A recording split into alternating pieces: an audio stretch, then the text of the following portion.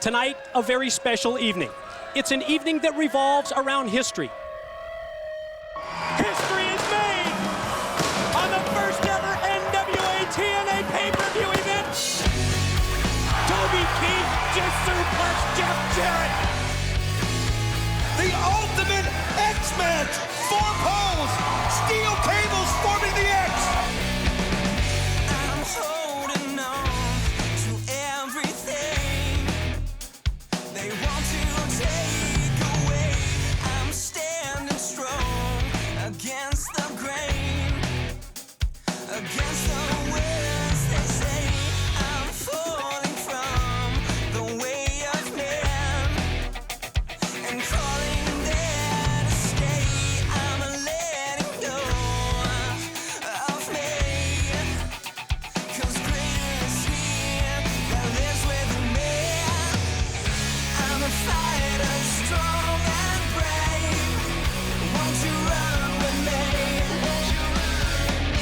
I'm pursuing a life of faith, 'cause I believe. And then you gotta be kidding me!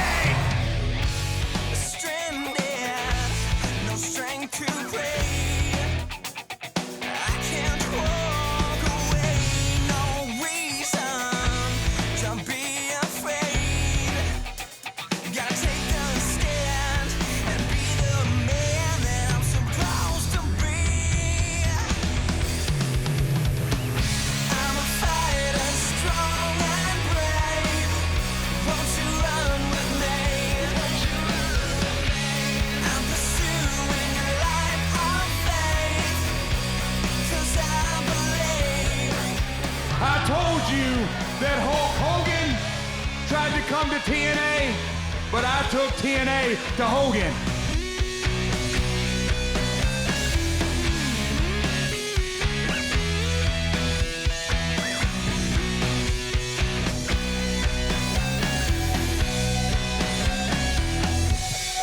Jarrett has got to be out of his mind going after these guys.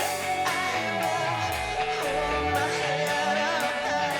I will sing this battle cry. I will hold my head up high. I will sing. I'm a fighter, strong and brave. Won't you run with me? I'm pursuing a life of faith, 'cause I believe. I'm a fighter, strong and TNA kicks it off the debut of Impact on Spike TV. Think about the journey that we've come through, Mike. I mean, going on 4 years, and this is the chance right now for America to see what everybody's been talking about, the phenomenal athlete in TNA wrestling.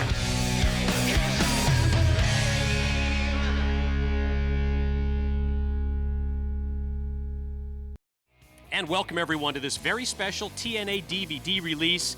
It is the 50 greatest moments in TNA history. It's Mike Tenay, joined as always by my broadcast colleague Don West. And Don, we really are going to go back through the history books and recount many memorable moments, 50 of them as a matter of fact, in TNA history. I know personally I'll never forget the first time that an X Division champion was crowned, the phenomenal AJ Styles winning the gold. Wow, Mike, when I think of the 50 greatest moments, so many incredible matches come to mind. One of them, just off the top of my head, was a tag team championship match, and it was America's Most Wanted and Triple X, two teams that had just battled for so many times, and they did it for the first time in 6 Sides of Steel. Remember that. And it had an ending with Elix Skipper that, well, you'll just have to see to believe on this DVD. I also remember a 3-way matchup. The Samoan Submission Machine, Samoa Joe, the Fallen Angel, Christopher Daniels, and that same phenomenal AJ Styles you were talking about. I believe it was an Unbreakable, but the 3 of them together in one match, and it just tore the roof off. Many people called it the match of the year. And who can ever forget when Sting returned to professional wrestling? Like a 5-year absence when Sting came back to TNA. The roof came off. Absolutely. What do you say we get this DVD kicked off? Let's check out what came in at number 50, and I know it involves the Rowdy Scott, Rowdy Roddy Piper in TNA. Number 50. Rowdy Roddy Piper humiliates Chris Rose. On November 11, 2004, the crew of Best Damn Sports Show teamed with TNA Wrestling for a primetime special. But things didn't go so well for host Chris Rose when the rowdy Scotsman hit the ring. Wrestling is faith! Apparently, Piper took exception to Rose's choice of apparel that night. I think Chris Rose could have done that with anybody else on the TNA roster and would have gotten the exact same response. Come to our house, try to embarrass us, we'll send you off with a little embarrassment of your own.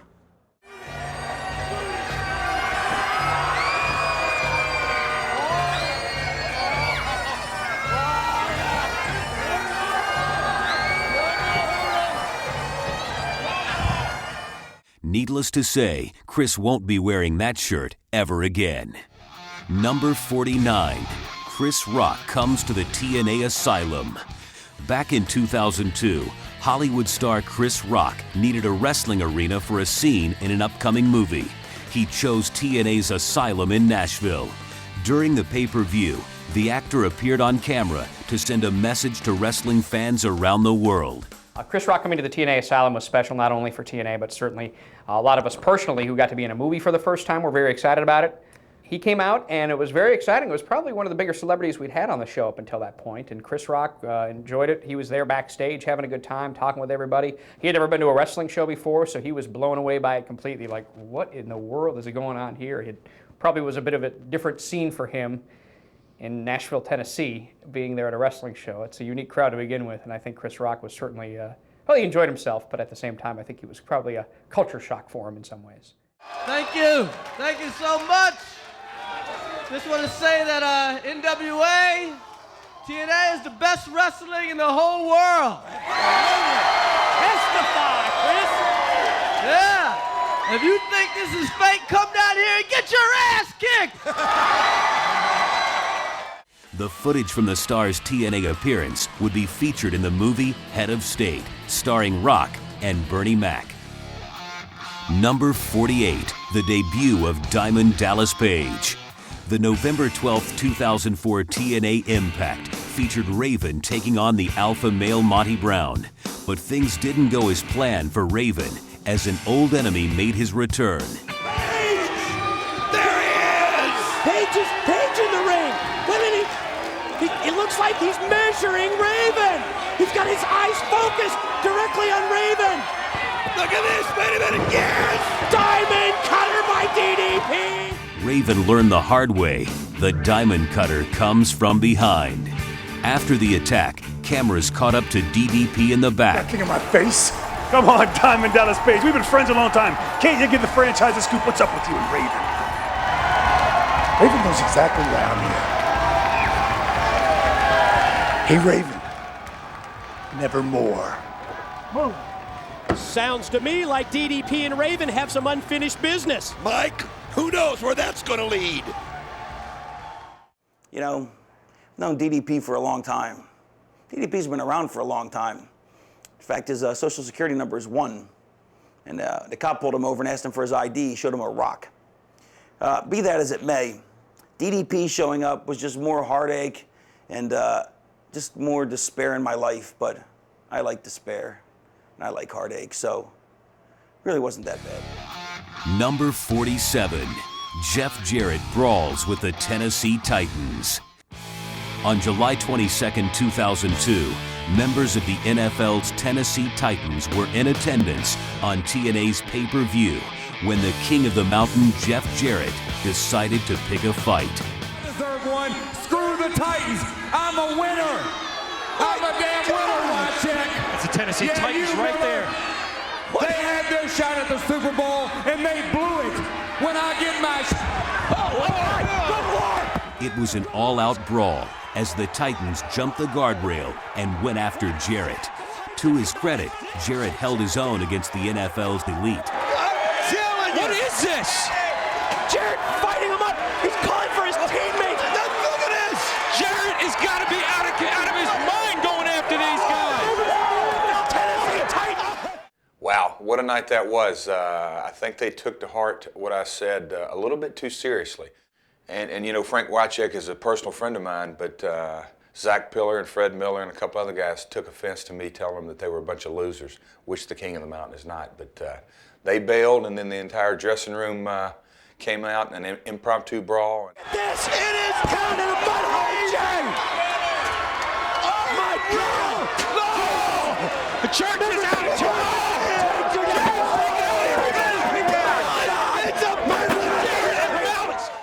I can just remember Jerry Toot, known as Malice. He hit Fred Miller in the back of the head, and Fred Miller said he's never been hit like that before. It was a great shot. Number 46, Jim Cornette joins TNA management. In the weeks leading up to TNA's 2006 Slammiversary pay-per-view event, the wrestling world was promised a new face of TNA management. It was none other than the Louisville Lip himself, wrestling legend Jim Cornette. Ladies and gentlemen, he is the new public face of TNA management. He is Mr. Jim Cornette.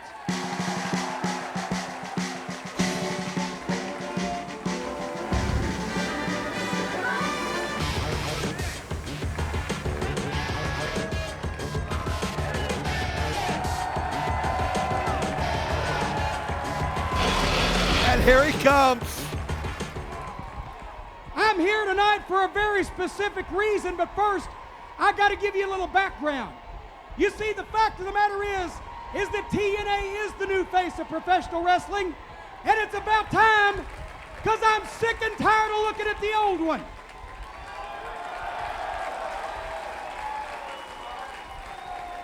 Over the past few weeks, even though I couldn't be here because of my knee injury, I've been keeping an eye on things.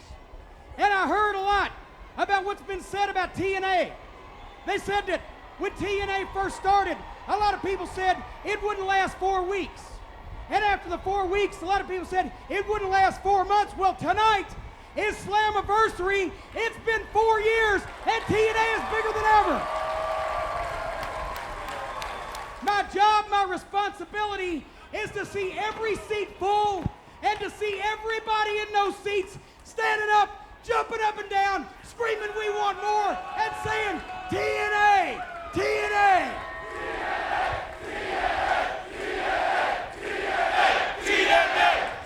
Locker room, give me a shot, Mr. Cameraman. TNA personnel, wrestlers, referees, announcers, managers, cameramen, whoever. We got 3 goals here, pals. I want people who can have great matches. I want people who can sell pay-per-views, and I want people who can draw ratings. Now, if I see that you can accomplish one of those 3 goals, you're on Jim Cornette's good side. But if you can't, then you need to explore other employment opportunities, because I promise you this, you think that I don't have the pull or the authority to stand here and talk like this with bass in my voice? Management's on my side. If it comes down to me or you ain't gonna make it. Number 45, The Gore from Hell. On January 28, 2006, the Monster Abyss and the War Machine Rhino attempted to finally settle their war on TNA Impact. During the match, the out-of-control brawl spilled to the steel entrance set, and that's when all hell broke loose. Oh, what a shot by the garbage can! And Abyss, he was leveled with that one to the head. The referee, Andrew Thomas, has stepped aside. What did he say? He said gore? That's what I thought he said. Gonna gore? Where's he gonna gore him into? Gore him. Abyss to his feet. Oh, wait a minute. Gore! Oh, my God! Right through the wall. He gored him right through the wall. Unbelievable. When Rhino gored the Monster Abyss through that steel wall, he found out, like so many before and after, that Abyss may momentarily fail to proceed in a forward motion, but he can never truly be stopped. The building up back there. What are you doing? They went right through the wall. Hurry! We gotta see that again if it's possible, gang. My God, what a shot that was. I mean, right back to where everybody is. Is there... Both Abyss and Rhino were knocked out cold by the collision. Man, we've got to take a look at that replay. Here it is, the gore by Rhino, all the way through the wall. Back into the announcer's another angle. Unbelievable as he just took it right to the wall. That's coming from the other side. Yeah, it messed us up both pretty good.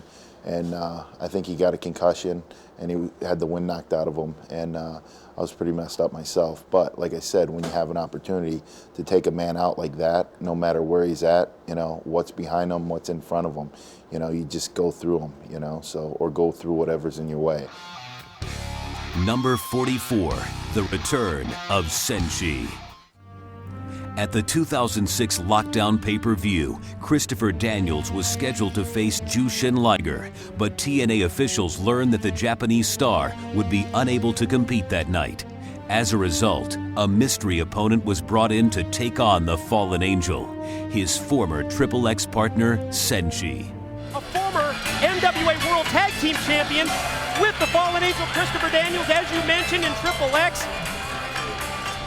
Now known as Senshi, face to face, it's Daniels and Senshi. It's almost as if Daniels is asking him, how's this gonna go? Is this gonna be a fight or is this gonna be a wrestling match?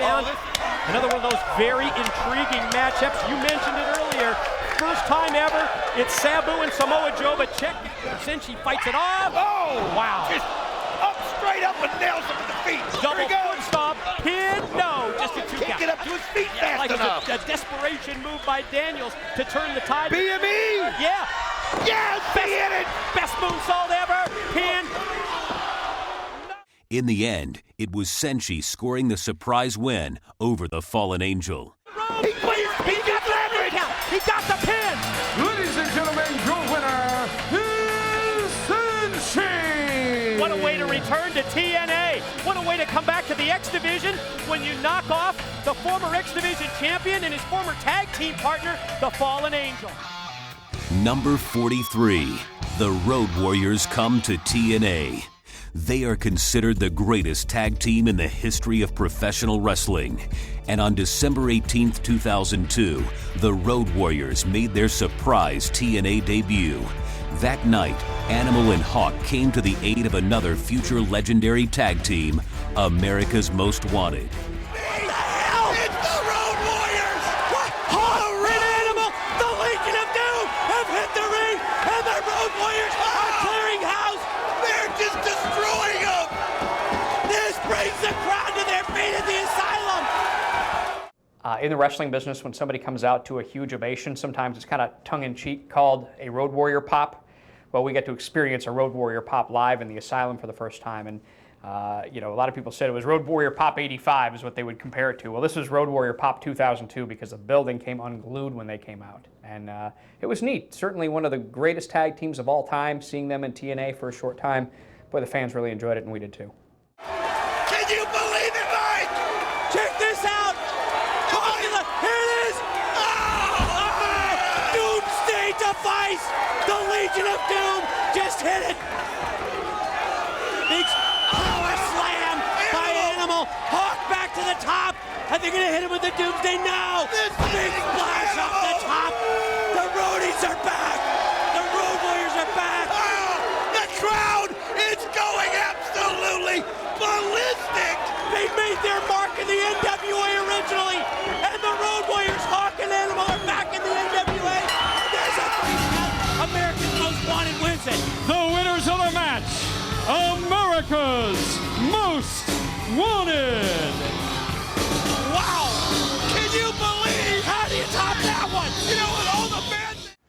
And I tell you that the main thing I remember about that, and this is honest to God truth, I remember laying down in the ring, and anytime somebody debuts, you know, music hits or, you know, pyro or something like that, there was none of that in this. It was just a complete them running down the ramp and hitting the ring, and the roar of the crowd was something I hadn't heard. You know, a lot of times the music will overlap that. The roar was unbelievable. I had to turn around to figure out what was going on myself, and they just came in and they kicked ass, and it was one of my most memorable moments. Number 42, Joe versus Liger.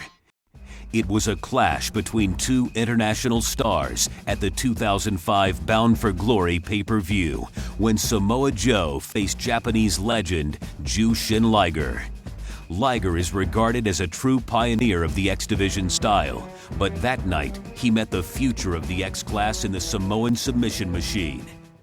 Liger's resume and the stuff that he's done for wrestling in general and very much to the X Division style is unrivaled. I mean, when you look at guys, you know, the shooting star press came from Liger.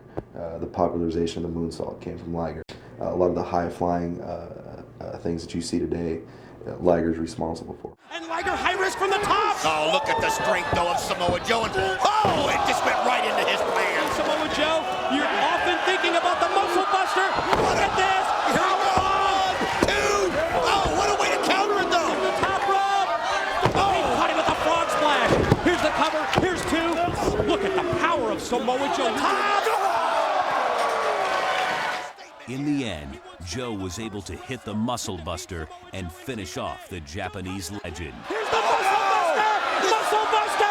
This is so brutal. If he hits it, oh, and he nails it. If he can get into the Nikita Clutch right here, does he do it? He's got him up, and there it is, the rear naked choke. His signature submission move, the Kakita Clutch. Liger trying to fight through the pain. Is he gonna tap? Oh, you can see right there, and I've never seen anybody get out of this. As Liger's arm just kind of limped out right there. You wonder if he's lost all of his hair. Oh, look at this. The Samoa Joe is just... That's 1. Referee Andrew Thomas. 2. Could this be it right here? Here it is. It's done. Gentlemen, the winner of the match, Samoa Joe. The undefeated streak stays intact. Samoa Joe, the Samoan submission machine. True to his name, he gets the submission win. In the Battle of International Stars, Samoa Joe reigns supreme. Number 41, the Team 3D funeral. No one will ever forget the utter disrespect by America's Most Wanted when they held a funeral for the career of Team 3D. To reflect upon the demise of Team 3D. But this is not a time of mourning. Rather, it is a time of glorious celebration. For Team 3D descended upon TNA like a pair of carpetbaggers, intent on stealing the spotlight from each and every one of you, when it was in fact you that brought TNA to the dance, not Team 3D. But did you let Team 3D cut in on your celebratory dance? No.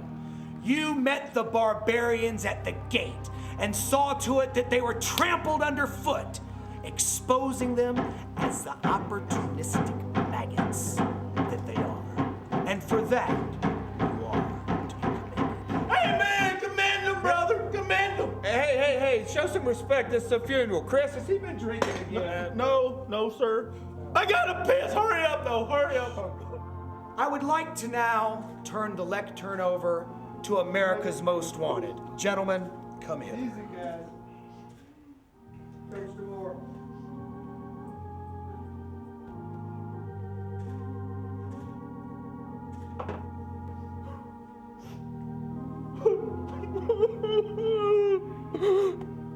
He looks so peaceful.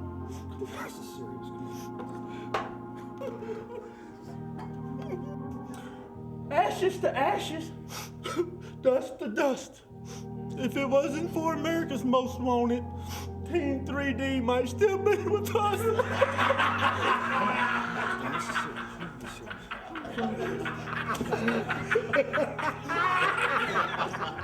Here lies what was once one of the greatest tag teams in professional wrestling.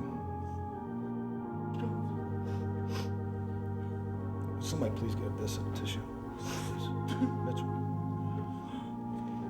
Now for weeks, people have been asking why America's Most Wanted have aligned ourselves with Jeff Jarrett. I think now would be a good time to shed some light on that. First, the money. Money! For the money. For the money. Second, power. Power! For the power. Third, and most important, to show teams like 3D they can't come into TNA and take our spot. Look at them. Look at this. Nobody has ever laid out Team 3D like this, ever. Dad, I hear dead people. Did you hear that? I think this place is haunted. Hey, No, bro. Trying to be serious. What? It's Brother Ray. What's he saying? He's saying, Devon, get the... James, be serious. It's a funeral. Their careers are already dead. They don't need another lawsuit. Close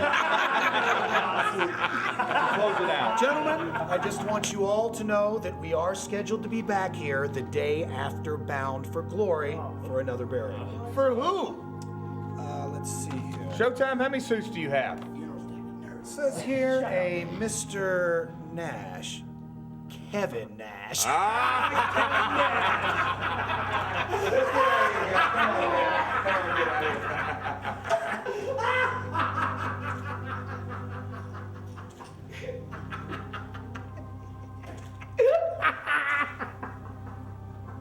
Chris, get James. What the hell are you doing? Come on. Not in the casket. I told you. This gotta be serious. Come on, James. Good Lord. Team 3D funeral. Well, you, my friend, were the star of the show, so let's hear about that. Team 3D, who are they? They may have did something else in like the other companies or whatever, but when they come to TNA, no, I don't. This is our baby. We're the tag team here, and they talk about, oh, the infamous peeing scene. Yeah, I pissed on you, 3D, because we are the greatest tag team in TNA. Get a clue. Something good, but like he was saying, on a serious note, we had Team 3D come into our group, our organization, trying to take over, and I think a lot of people were looking at, well, then AMW is going to have to take a sidestep, and so what we did is we one-upped them, and we had a little attitude change that came along with it, which I think was long overdue, and we took them head on, and I believe at the end of that feud, we were still the tag team champions. So. Number 40. Toby Keith makes his in-ring debut. On the first TNA pay-per-view on June 19th, 2002, music icon Toby Keith performed his hit song Angry American on the live broadcast. American guys will always stand up and salute. We'll always recognize when we see old glory flying. There's a lot of men dead, so we can sleep in peace at night when we lay down our heads. My daddy served in the army, where he lost his right eye, but he flew a flag out in our yard. To the day that he died, he wanted my mother and my brother, my sister and me to grow up and live happy in the land of the free. Now this nation that I love has fallen under attack. A mighty sucker punch came flying in from somewhere in the back. Soon as we could see clearly through our big black eye, man, we lit up your world like the 4th of July.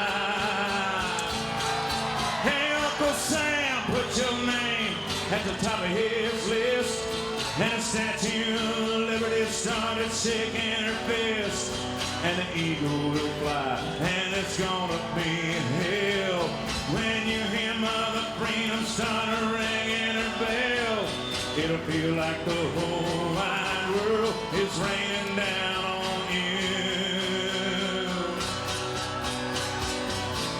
Brought to you courtesy of the red, white, and blue.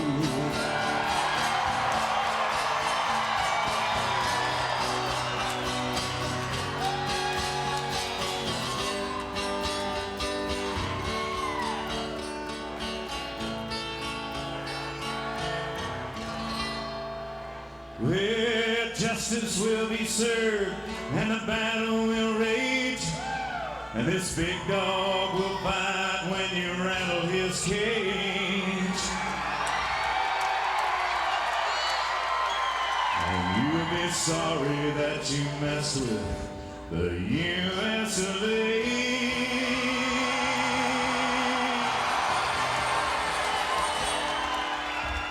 'Cause we'll put a boot in your ass, it's the American way. Hey, Uncle Sam, put your name at the top of his list. And a Statue of Liberty started shaking her fist, and an eagle will fly, and it's gonna be hell when you hear Mother Freedom start ringing her bell. It'll feel like a... Wait a minute, what is Jeff Jarrett doing? Well, he got under Jackie Fargo's skin earlier tonight, and I think doesn't want it to stop there. The lack of this lack of respect that we have seen this entire evening from Jeff Jarrett is sickening. Toby Keith is a little upset. What is his problem tonight? I think the word is PO'd is what Toby Keith is. And so's Jarrett. Hey, Toby Keith, nobody wants to hear you. Nobody wants to hear you sing. Nobody wants to hear that damn song. So take your angry American ass right out of here. Speak for yourself, Jarrett. No, it's time to get the main event going. You haul your ass straight out of here. I've got a world title to win. So beat it, pal. Jarrett, entrant number 1. Hey, Toby, I've just got a few words for you and everybody in this building. How do you like me now? Oh, man. But Toby's back. Later in the Battle Royal, Toby Keith got his revenge when he hit the ring and eliminated Jarrett from the bout. Toby Keith has come to ringside. Is he an entrant? Nobody's making himself an entrant. What is he doing in there? He has no business He's in there. right in the face of Jeff Jarrett. What is this? It's Toby Keith. Has Jarrett up? What is this? With a suplex. Toby Keith just suplexed Jeff Jarrett. He has just become my favorite country western superstar. He is the angry American. Toby Keith should be banned from this building. He should be banned from this broadcast. He has no business. Jarrett's out. Has been eliminated. Toby Keith and Scott Hall just eliminated Jarrett.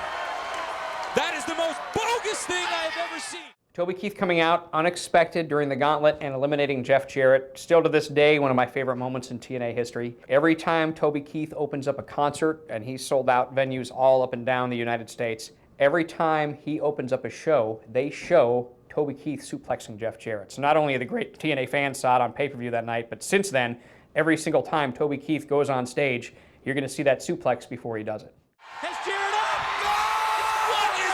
That night, the King of the Mountain learned a tough lesson. Never mess with an angry American. Number 39, Team NWA wins the World X Cup.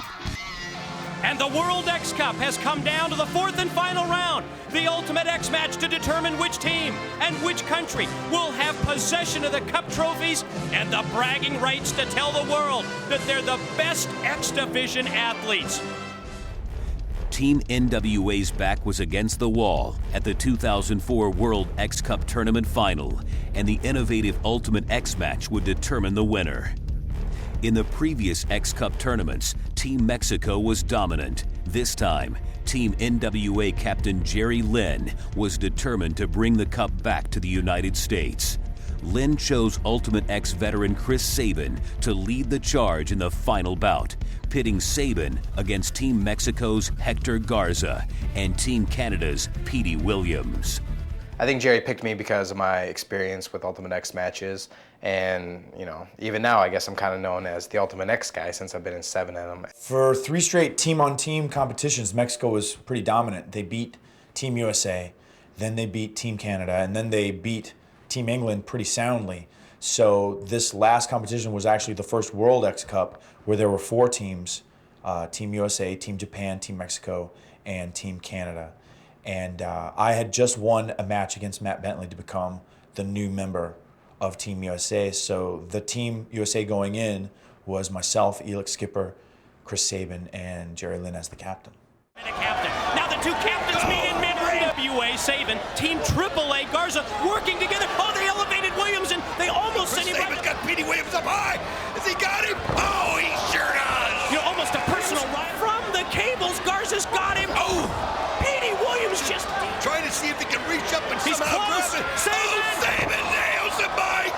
Going to go for it in there. You see Chris Sabin as he takes them both out in one. Is it going to be the U.S.? Is it going to be Canada? Sabin's close.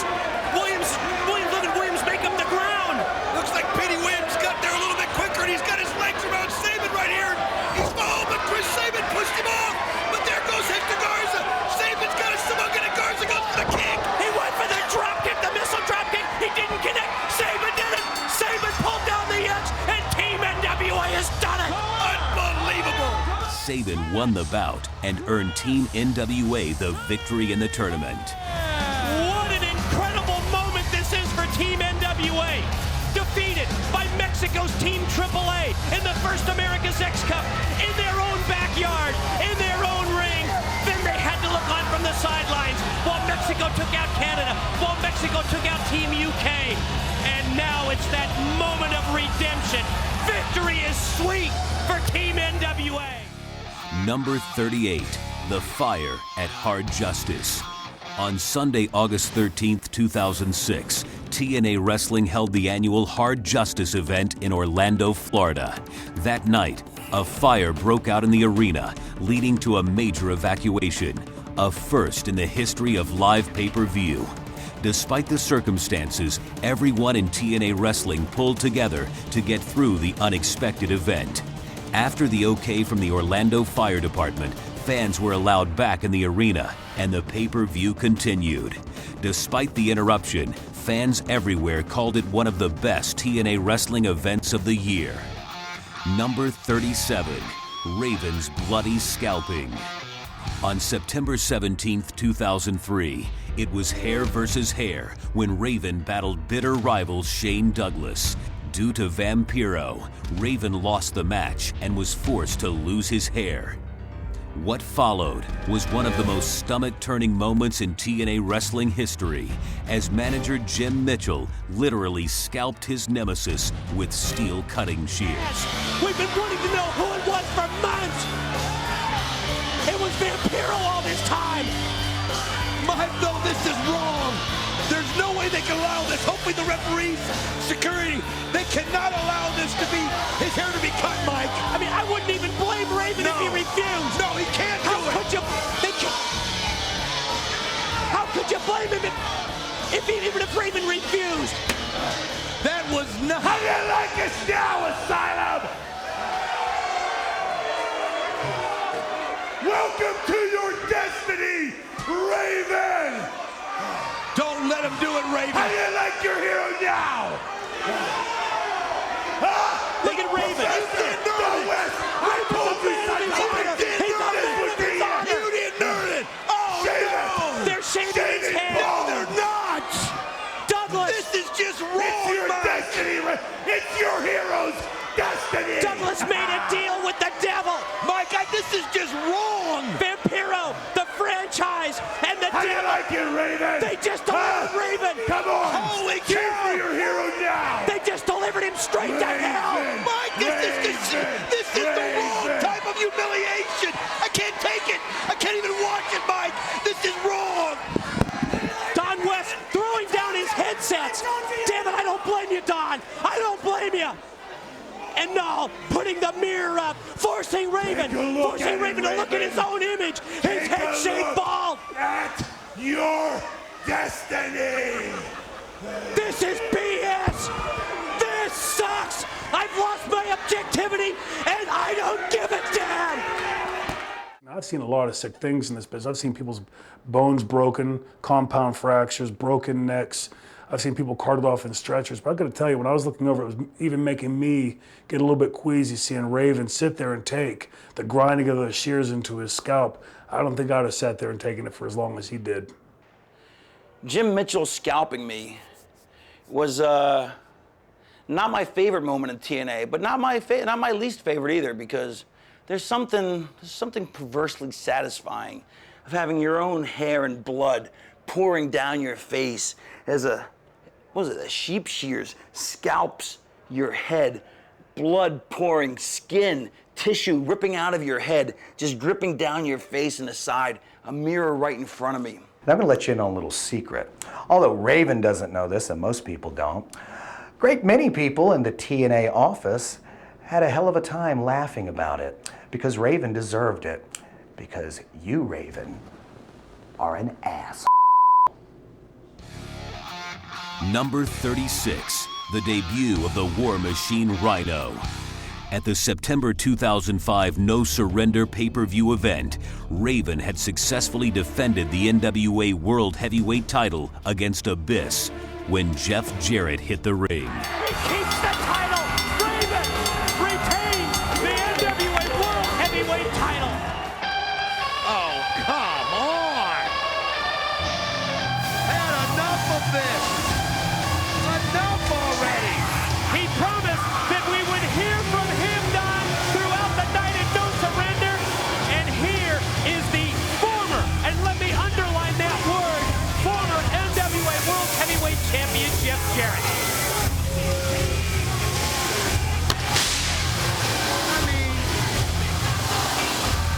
like a disease. But the King of the Mountain didn't come alone. He distracted Raven just long enough for the War Machine Rhino to blindside the champion. In the back of the ring! There he is! It's Rhino! I came to give you some advice. Turn around.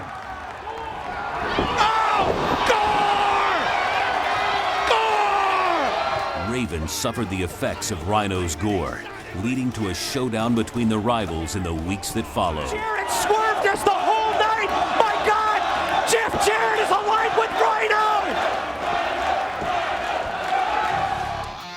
Number 35, the debut of Team 3D.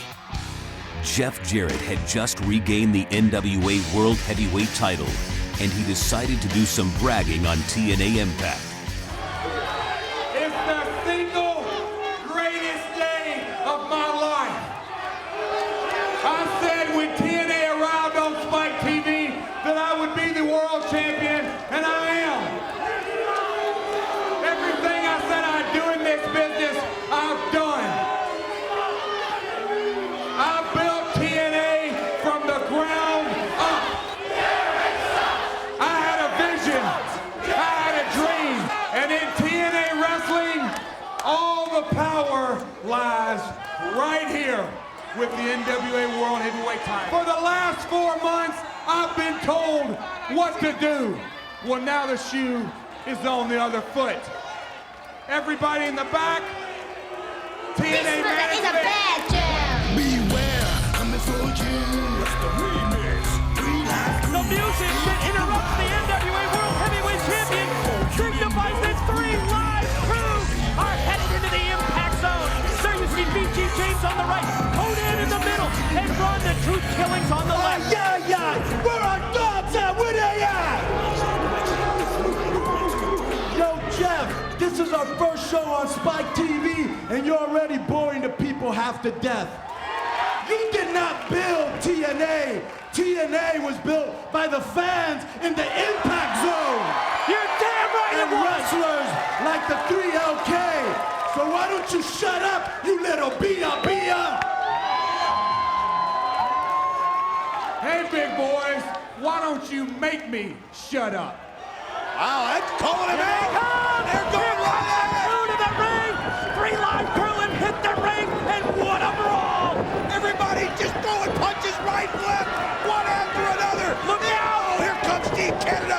There's Bobby Roode, Eric Young, and Big A1. Oh, the Canadians. Jarrett and his army thought no one would ruin his victory speech, but he was in for a rude awakening in the form of Team 3D. Every time.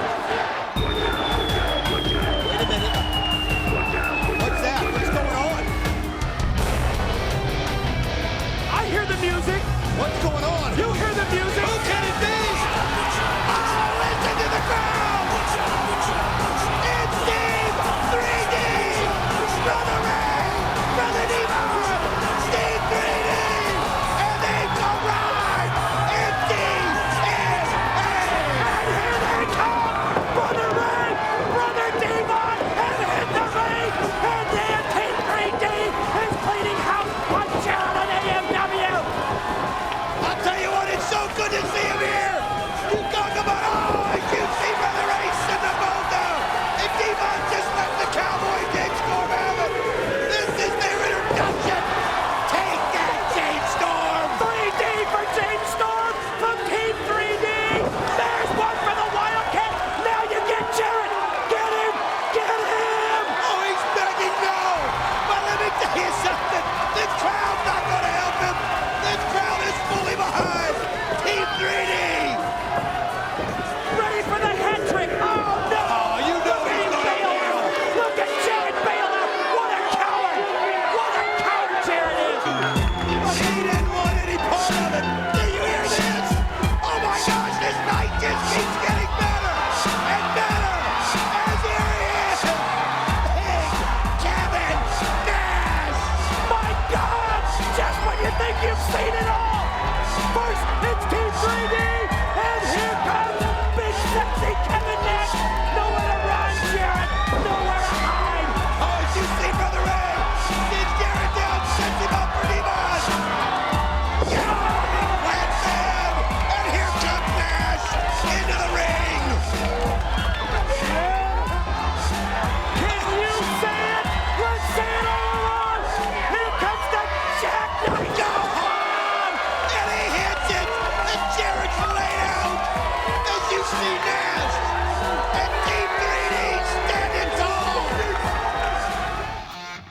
Number 34, Samoa Joe wins the X Division Championship. When Samoa Joe made his debut in TNA Wrestling, everyone knew it was only a matter of time before he would challenge for the X Championship. Oh, man! Look at the intensity! Joe! He got it! He got that opportunity at the 2005 Turning Point pay-per-view event against fellow X Division star AJ Styles. He measures AJ! Oh, and he just sends him right through the ring! But Samoa Joe gets out of the way. Oh! Kicks his feet right out from under him. And now, look out! Joe's got AJ, gonna swing him! Oh! Right into the rail! Outside of the ropes, onto the head, and oh! But again! Springboard caught him, powerbombed him down. Quick rollover by Joe. Reversal by AJ. Joe gonna try and roll him over. Boston Crab. He's got both legs hooked. He's got the crab. Here he comes! Oh! You gotta be kidding me! Unbelievable flip over the top on the Joe. We've got to see You know what that was? This is the Fosbury flop. Fosbury flop! And he hits With it! it. We haven't seen that from AJ for a, what would you say, couple of years? Can he take him up for the Clash? Here he goes! No! The powerbomb! He just powerbombed out! 1, 2, got it! No!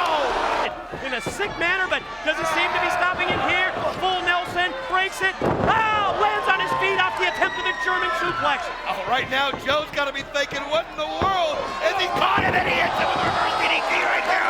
Cover is 1, 2, oh! But AJ still somehow lands on his feet. And Roll up. Roll up. Pin. Oh, he flipped Oh, over. he got him in a choke. Kakina clutch, the rear naked choke. Is he going to tap? Is he going to tap? The title hangs in the balance. Oh, AJ, he just kind of fell into that right there, and I don't see what he can do. Look at this. Joe is choking the life out of AJ, and AJ's got a long way to go to make it to the ropes. But somehow AJ is still not tapped. And wait a minute, he's rolling him over. If he can get some reach leverage. out and touch the ropes and get the break. He's so close. Oh, but think of Styles attempted to fight back against the ferocious onslaught, but in the end, he lost the X Gold to the Samoan submission machine. Passed out and done. The winner of the match and new X Division champion of the world, Samoa Joe! You've heard it a million times, it's not about weight limits, it's about no limits. It's not just about the high flying, the acrobatics, and the crazy off the wall stunts, but it's also about physicality, brutality, a level of violence that you won't see anywhere else in pro wrestling. I think one of the scariest moments in that match was when I did get my mouth busted open. I didn't know how serious it was until I, reached up there and put my tongue to my lip to see how bad it was, and I didn't feel a lip.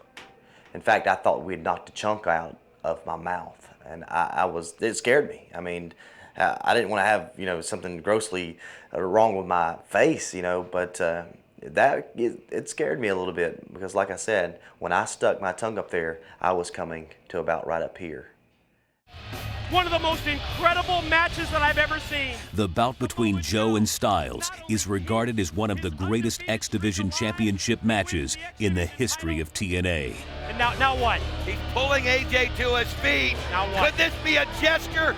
Could this be I understand what you mean now about the code of the X Division? Could that be his way? AJ up to his feet. You can look how weary he Oh, is. what a nice, all right, I got to give him that. Wow! Oh, no! He had me He laid him suckered out! in. Damn it, he went over the line again! Oh, now he's just going crazy. And he's going right after the security, kicks them out. Joe has completely crossed the line. What? Oh! Here he is! Look up there in the ramp! The fallen angel, Christopher Daniels! Here he comes! The former X Division champ! He was on the receiving end of that muscle buster. It put him on the sidelines with that level 3 concussion. But look at Daniels fight back! He's just going to town. He's had a month to think about this. A month. That's all he's thought about was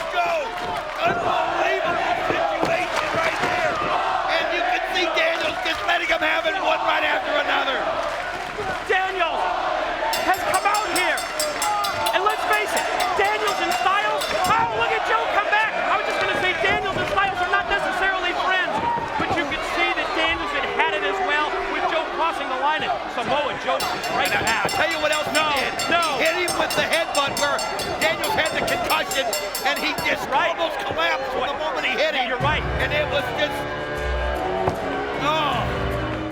Winning the X Division title here in TNA, I mean, it kind of solidified my spot here at my place and kind of, you know, let everybody know what I was about. And I'm here to win championships. It was what it was. It was a fight. And, you know, Joe, he came out on top.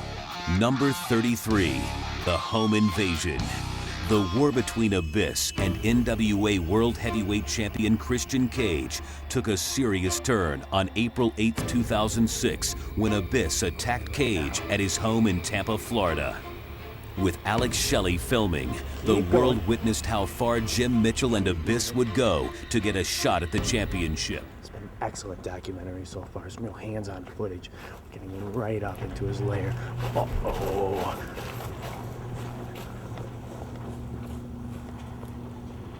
Oh man, this can't be good.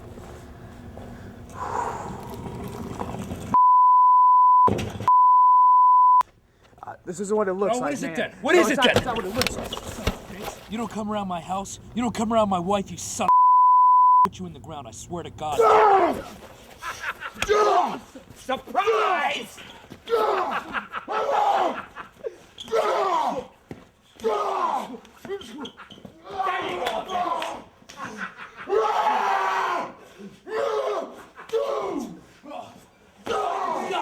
I'm home!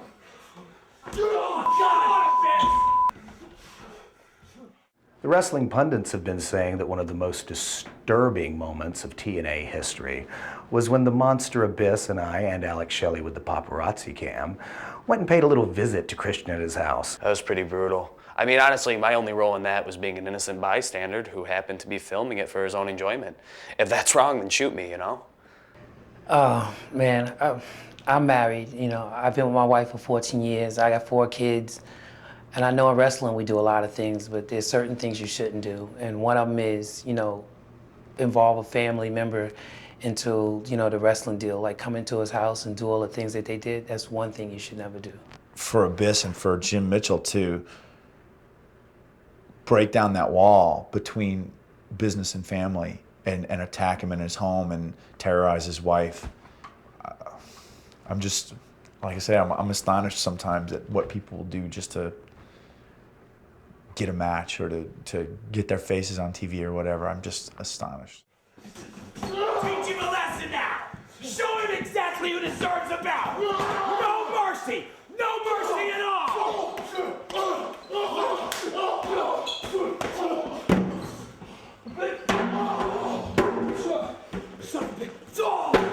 Get on him, Abyss! Drag him out! Come on, champ! Come on, champ! Are you ready to defend the belt now? Come on! Where are your peeps now? What are your peeps doing for you, Christian? The attack resulted in one of the most shocking moments in TNA history, when Abyss nearly drowned Cage in his own pool. It was an escalation of violence rarely seen in the sport of professional wrestling. Get in there now and give him a swimming lesson, Abyss, now!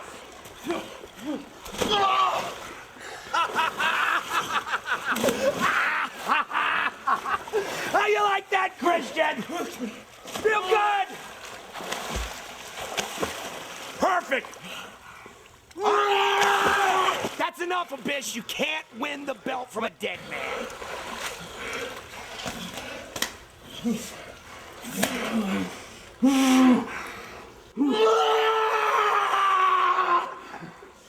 Come here, Alex. Christian, we told you we'd do whatever it took to make you put that title on the line. Now what are you prepared to do? Let's go. I think any time that that you could take the show away from the confines of the arena, it becomes more personal on a different level, because it's not that often you see the performers away from the arena doing the things that they do in their everyday life, especially when Abyss and James Mitchell showed up at my house. I mean, that was, as real as it gets. But it worked out in the end because Christian wound up putting the world title on the line against the monster Abyss at Lockdown. Just hope that next time Christian might spend a little more money on the security system. Number 32, the first TNA cage match. On June 25, 2003, the first ever steel cage match in TNA was held between then World Tag Team Champions Triple X and America's Most Wanted. In an effort to even the odds and negate outside interference, AMW got the champs inside the confines of the steel structure. Well, this issue between Triple X and AMW was going on for a couple weeks. I mean, we had held on to the tag team championships for a while. They had to even fight through a tournament to get a shot to even face us at the first anniversary show. And when we beat them at the anniversary show, they complained about the numbers game. They always said that Triple X was always one man stronger than them because there was 3 of us and 2 of them. So their plan, they went to TNA management, and TNA management came back with the idea of putting us versus them in the steel cage. It was so many things that night. First of all, it was my first cage match. Everybody else been in the cage match but me. It's so many things I wanted to do and just couldn't do them. We just couldn't do them, but I had so much fun and I wouldn't change that match for nothing in the world. To the ropes goes Daniels, able to avoid Harris, and now the double team from Triple X. Wow, Daniels and Skipper send Harris face first into the steel. Now, think if they are just literally dismantling America's Most Wanted as the Cowboy can't even get into the ring. Oh, there it was! They've been dominant to this point. Get the tag! These guys are just willing each other. Oh, what a move! What elevation that time. Variation of the back body drop sends Skipper into the steel. Here he goes! Here he goes! Look at this! Just hit first! Daniels again! up on his shoulder and he just runs him from one side of the cage face first to the other side of the cage. Whoa, man! And the NWA World Tag Team Championship belts go to the winner. Elix Skipper climbing in the corner. Who knows? Wildcat going up there after him. Harris follows Skipper up the cage. What? You gotta be kidding! No! No! Oh my God! Good God! Power bomb from 15 feet up in the air. Way up on top of the cage. No way! Unbelievable! Oh my God! And even Skipper is flopping around like a fish on the mat. Holy cow! These guys are warriors. No chance. No way is Skipper gonna do it again. How is he even able to climb up there? Oh! Wildcat threw him out. He was knocked to the floor. It's now 2-on-1. The numbers are now in AMW's favor. Yeah, think about this. We've been talking about all the times that the numbers game worked for Triple X. This time, Skipper's outside, knocked to the floor. Here's the opening for America's Most Wanted. They have a chance, 2-on-1 in the ring. Oh, look at that. Wildcat won't let him in. Oh, what a kick! Super kick on target. That was absolutely unreal. Wait a minute. Wait a minute. Look how quickly Skipper is able to climb to the top of the cage. Oh, you gotta be kidding. And just as quickly, he's knocked right back down to the floor. And AMW says they're going to take advantage of this numbers game. How many falls can Skipper take from this high up, Mike? Wait a minute. Wait a minute. No way. No chance. No. The Wildcat Chris Harris at the top of the cage. No. Setting up. Here he goes. No freaking way. Yeah. You got to be kidding. They did it. Oh, did it. NWA Tag Team Champions of the World, America's Most Wanted. I think a lot of people expected AMW to come out on top. They felt like if the numbers game was negated, that would be our Achilles heel. But the truth is we went in there and we showed them that even defeat Triple X was a force to be reckoned with. So they may have won, but they earned it. They didn't come by it easily. it was an honor for TNA to have, you know, the confidence in us, putting us in the first ever cage match for TNA, you know, and I guess they wanted to make it exciting, so they put, you know, 4 of the best guys that TNA had at the time. Well, still has. We're 2 of the best anyways. I think what Storm said as far as them having the faith and, you know, and our ability to do that, which meant a lot to us. It put us in a very big spot, especially at that point in TNA. It was the first cage match ever that TNA had. And it was the culmination of a long feud with Triple X, Elix Skipper, and Christopher Daniels. Going into it, you know, it's just like any cage match. You go into it, you know you're going to get hurt. You know you're going to get beat up, but you know you just don't know what's going to happen afterwards. And you know, going into, you know, we all lost a lot of blood and we all got the hell beat out of us. But I don't know, adrenaline takes over, I guess, and you just climb the cage and come down with the death sentence, and you don't really think of the repercussions for the next week. So let's just say that I was laying down a lot. I wasn't hurting. You didn't help me at all. You didn't come check on me or nothing. Brought me a beer, but... Right, with the baby nipple on it, because you cried for a week. Number 31, Ken Shamrock is crowned NWA World Heavyweight Champion. On the first TNA pay-per-view on June 19, 2002, over 20 wrestling stars competed to become the first TNA-era NWA World Heavyweight Champion. It was a gauntlet for the gold, with no-holds-barred fighter Ken Shamrock and the Giant Malice as the final 2 competitors. Just 3 seconds away from winning the NWA World Heavyweight title. He's got him in, possibly going to try and take him up for a choke slam. Oh, reverse submission move by Shamrock. He's got the cross-arm breaker. He's got the cross-arm breaker on Malice. Referee Steamboat checking to see if he submits. Malice needs to roll through. He needs to clasp his hands together. Did he tap? Did he just tap out? Referee Steamboat checking. No, he didn't. Shamrock has the cross-arm breaker. He's got it applied. Malice needs to close the gap. Either that or reach out and grab the ropes. Shamrock wrenching back on the arm. It's all on the line. He's got to get Shamrock to break that hold or he loses his arm. Shamrock has broken arms with this. That's what it's all about. How long can Malice withstand the pain? That's the question. And he's got the rope, and he gets the rope break. How fortunate can you be? Listen to the crowd chanting, "Let's go, Shamrock!" Oh, man! Shamrock walked right to the big boot. He motions for the choke slam. He's got him throttled. Shamrock in trouble. Remember, it's pinfall or submission. Shamrock, belly to belly. Hook to the leg. 2, 3.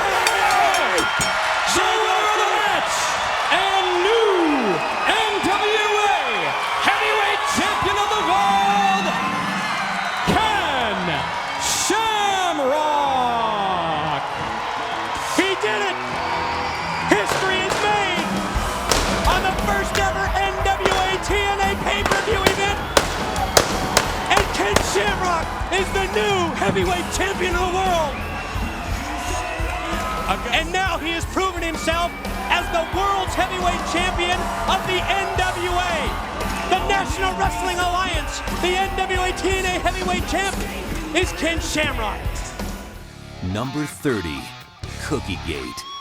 In December 2004, the WWE came to TNA's backyard at Universal Studios in Orlando to film a commercial. Members of TNA's roster decided to give the competitors a welcoming party, complete with cookies and balloons. Here at Universal Studios, home of TNA Wrestling, the epicenter of wrestling, and we're here to welcome our good friends from the WWE World Wrestling, no pun intended, entertainment.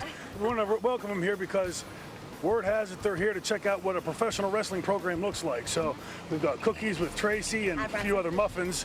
And we've got Big Abyss the Monster with welcoming balloons. So you can't ask for a better deal than what's going on right here in TNA at Universal Studios. Cookiegate? Are we supposed to talk about that? When we found out that Vince McMahon was going to be coming to our backyard, Universal Studios, and filming some ridiculous skit for his program, we decided that we would take him over cookies, welcome them with some snacks, balloons, really lay the red carpet out. I mean, this is Vince McMahon. You got to lay the red carpet out, give it to him the best way you can give it to him, and show him all the respect that he's due.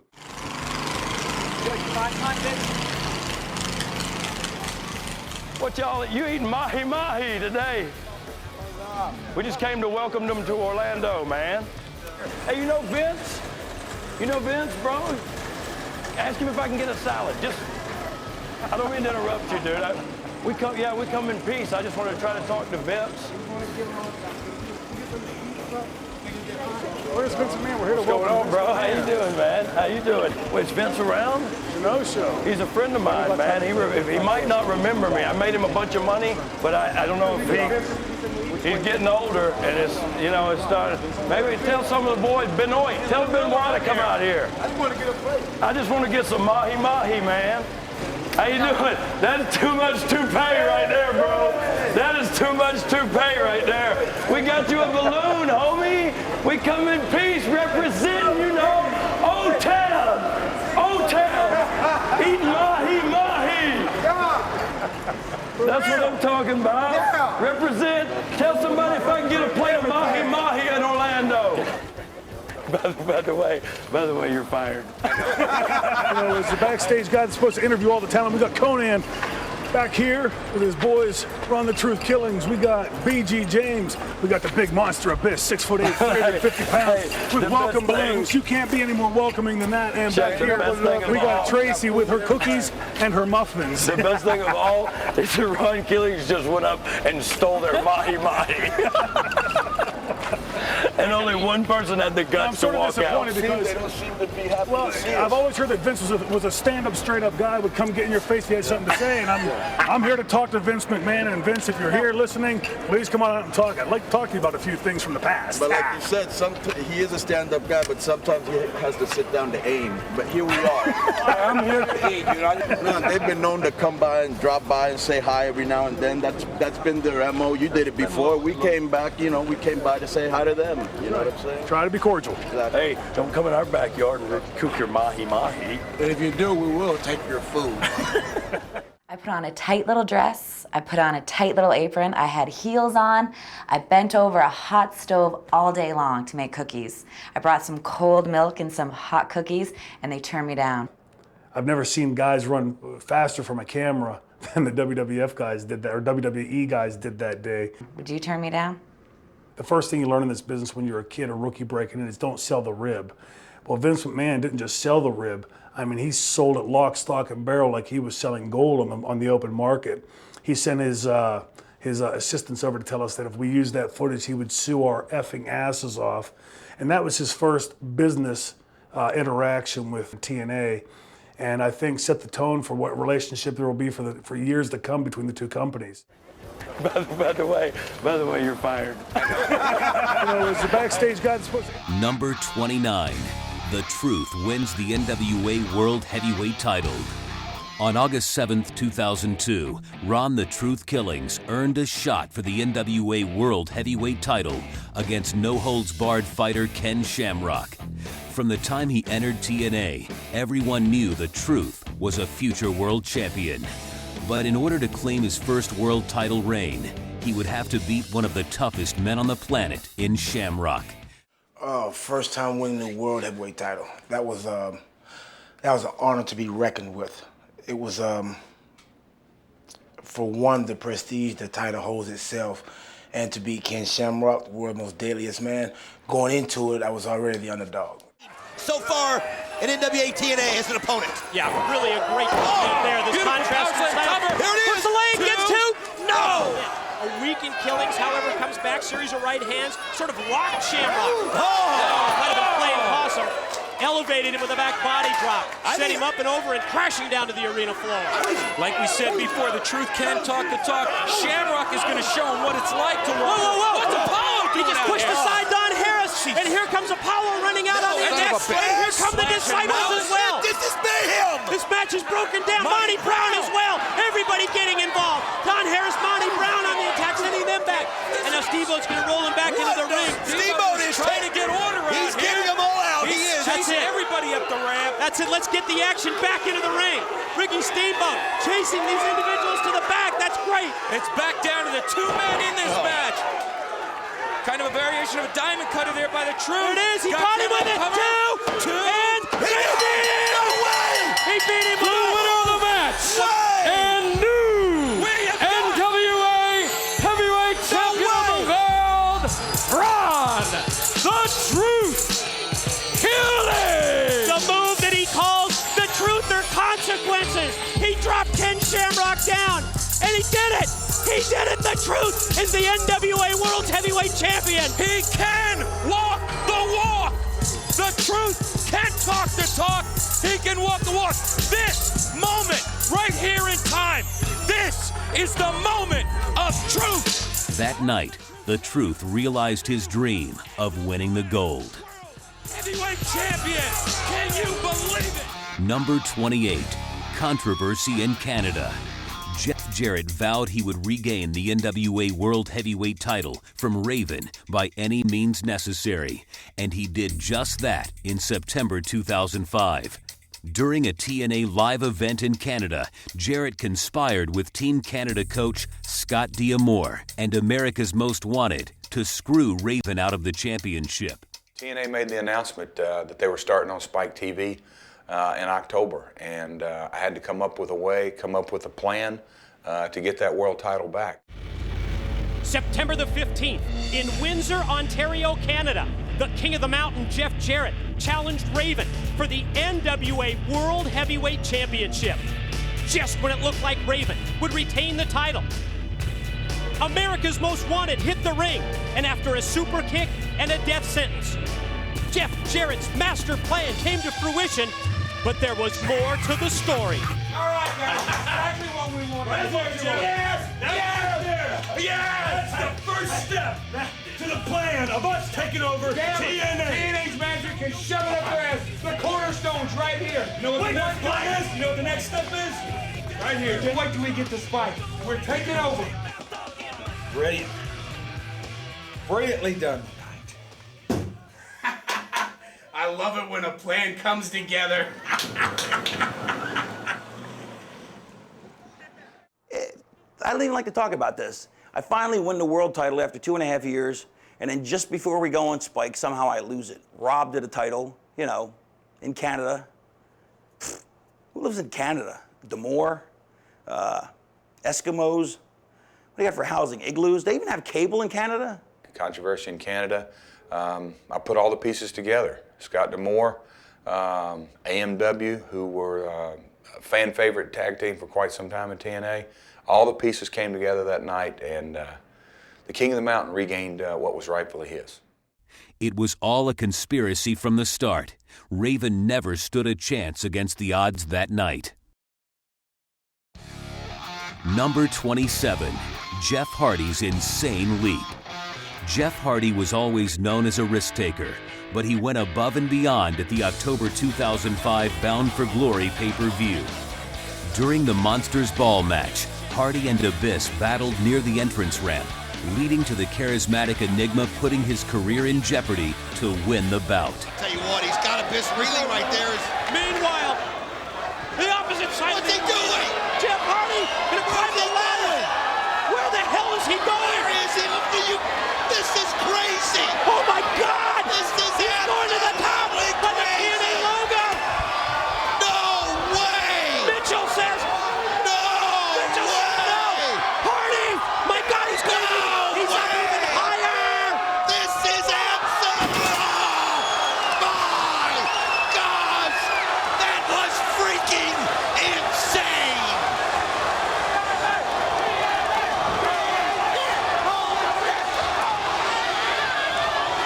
That was insane. You want to see freaking insane? You just saw it in slow motion. My God! About Jeff Hardy's Swanton, all I could say is I would never do that ever. When I seen the Swanton, it was like, holy shit, it's time to do some work. It's just, having Jeff here, he just upped the bar with the things that he do. So now it's time to pull out the notebook and start doing the things I want to do. This is absolute. Oh my gosh! Number 26, Brian Urlacher brings the gridiron to TNA. On January 28, 2004, NFL great and Chicago Bears star Brian Urlacher was in attendance to enjoy a night of total nonstop action. However, manager Don Callis and Johnny Fairplay made a bad decision by calling out Urlacher, leading to the linebacker clearing the ring. TNA management consultant Don Callis is in the ring. I want you down there right now! Callis is calling out Brian Urlacher. Pretty bold move on his part. And here he comes! The next in succession of the famous linebackers from the Chicago Bears, in the mold of Mike Singletary, in the mold of Dick Butkus, is the All-Pro Brian Urlacher. Number 54, the All-Pro from Chicago. It's Super Bowl week, and it's almost like a Super Bowl atmosphere here tonight with everything that's at stake. I know you're a big football player, and I know that means you don't understand things all that well, so I'm going to put this real simple for you, Brian. You heard our lawyer, Tom T. Stenenbaum, lay it out. If you stay in this building tonight, Eric Watts loses the match by default, and I run this company. You know what? They just showed me the paperwork. That's legit. So basically, the way I see it, Brian, is we can do this the hard way, or we could do it the easy way. What's the easy way? What's the easy way? Well, the easy way, it should be very easy for you. You see, just do what you do every Sunday. Put your tail between your legs and run off the field like a little girl and go and hide. What's the hard way? Oh, wait a minute. Taking Brian Urlacher, you can see it. The red shirt's attacking Urlacher, but he doubles him with the double clothesline. And now he turns his attention to the worm, Johnny Fairplay. Oh, look at this. He's got Fairplay by the hair. What's he gonna do with Fairplay? He's got him up in the air. Any damn thing he wants. Look at this. He just tossed him like a sack of potatoes. Brian Urlacher just took out the trash.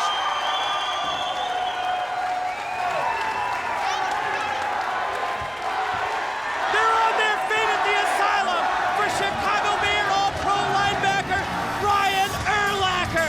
He just took it to Fairplay, Callis, and the red shirts, and he's standing tall. They said they wanted the hard way, Mike, but he gave it to him. Brian sent a message to his team in some ways that he's going to do his own thing and he's his own man, and he did his own thing, taking out Johnny Fairplay and throwing him half across the building. Yeah, that was ignorant. Why you would mess with an NFL player the size of Urlacher is, in one word, ignorant. It was good riddance to bad garbage as Urlacher launched Fairplay from the ring. Brian Urlacher just took out the trash. Number 25, Victory Road 2004. On November 7th, 2004, TNA Wrestling achieved another milestone with its first 3-hour Sunday night pay-per-view event, Victory Road. It's Sunday, November the 7th, 2004. The dream has become a reality. The new era in TNA has arrived. It's time for Victory Road. Tag Team Championship. It's gonna take a minute because here he comes. Scott Hall. You talk about an impromptu appearance. Scott Hall just interrupted our on-camera, and Scott Hall is making his way down the ramp towards the ring. Face plants it right there to the man. Here it goes. Caught him with the K-Factor. 1, 2. He got it. We've got new champs. New champions. The crew gets the title. The new tag team champions of the world. Challenging him, daring him to hit him with the coconut. This is important to him. I think it's bothered him for so many years. And look at him. He's looking. He won't do it. Headbutt by Abyss. Oh, another one right there. Oh, wait a minute. Raven. Raven in. Victor. Look out. Oh, my God. He powered back in back first. Oh, God, right back first into the thumbtack. Trying to come back. Trying to win his 4th title. Oh. Canadian Destroyer. He hit it. He didn't want to hit it on Avery. No. He keeps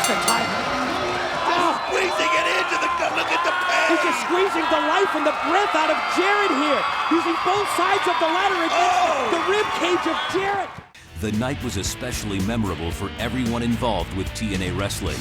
It was truly the culmination of 2 years of hard work and determination. Number 24, a freak unleashed in TNA Wrestling.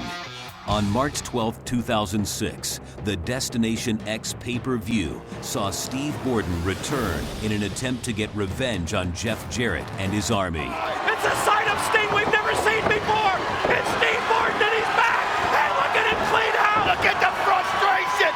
He just wants a piece of everybody. And that's what he's getting. Look a at piece it. of everybody. Oh, man, one right after another. There goes a miss. I mean, I don't think I've ever seen him this angry. Look at him. Clean it out. Oh, look at that. Scorpion. Turn him over. Turn him over. Yes. And he's got it in. And you can see he's tapping out, but there's no, that doesn't help you, Jarrett. Tapping out won't help you. You deserve this. This is the revenge. This is the retribution that we've been waiting for. However, Jarrett brought a hired gun to watch his back. None other than Big Papa Pump Scott Steiner. God, can you believe this? Scott Steiner. Scott Steiner. Scott Steiner. What the hell's he doing here? This is Jarrett's backup. That was who he had on speed dial. Scott Steiner, and that's why everybody just stood back and waited. Oh, no. Oh, God. Belly to belly. Oh, look at him just in his face. To date in TNA, I'd never gone outside the box, never gone outside. I've always built with the cornerstones myself, and AMW and Abyss.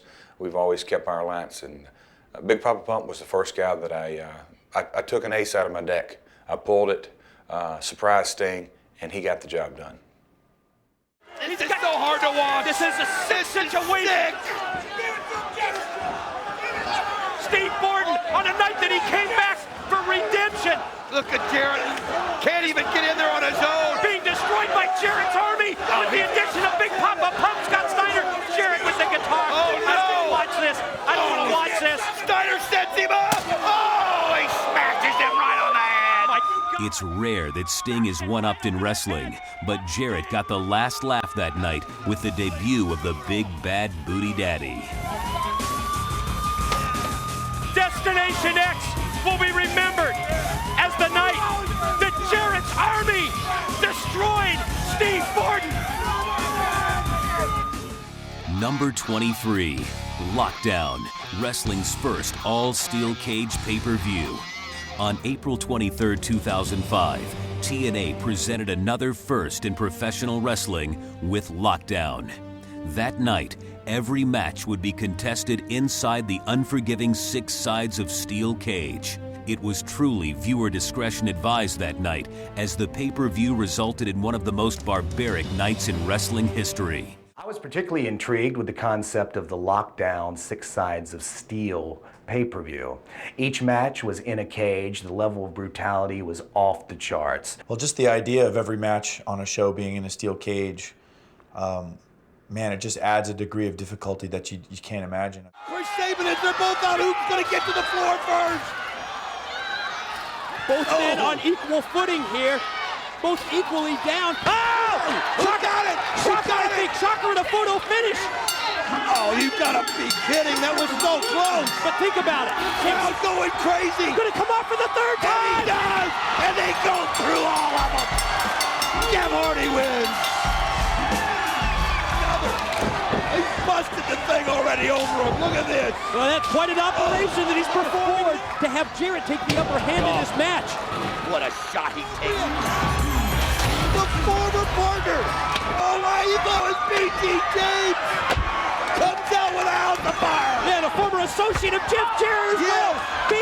Lockdown was highlighted by AJ Styles defeating Abyss for a shot at the NWA World Heavyweight title. Instead, lay a couple of right hands to the side of the head of Abyss.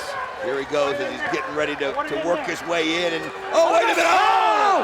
Abyss just stole an opportunity. Oh, God! Oh my God! Right in his face! Blood pours down the face of AJ. Abyss with just shot after no chance. Right, oh God! He put the Styles class. the tag. AJ able to counter. Holy shit! Oh, look at that. They're just all over him. He's caught him in the chokehold from the top of the cage. And oh, look at it. AJ's biting his finger. AJ's biting his thumb right there. Whatever you have to do, AJ. Yes. And he power bombs him. Oh, God. Sunset flip power bomb. Back first into the tags. This is his chance. Can he cover him? Can he pin him? Count with us. Count one. Count two. Yeah.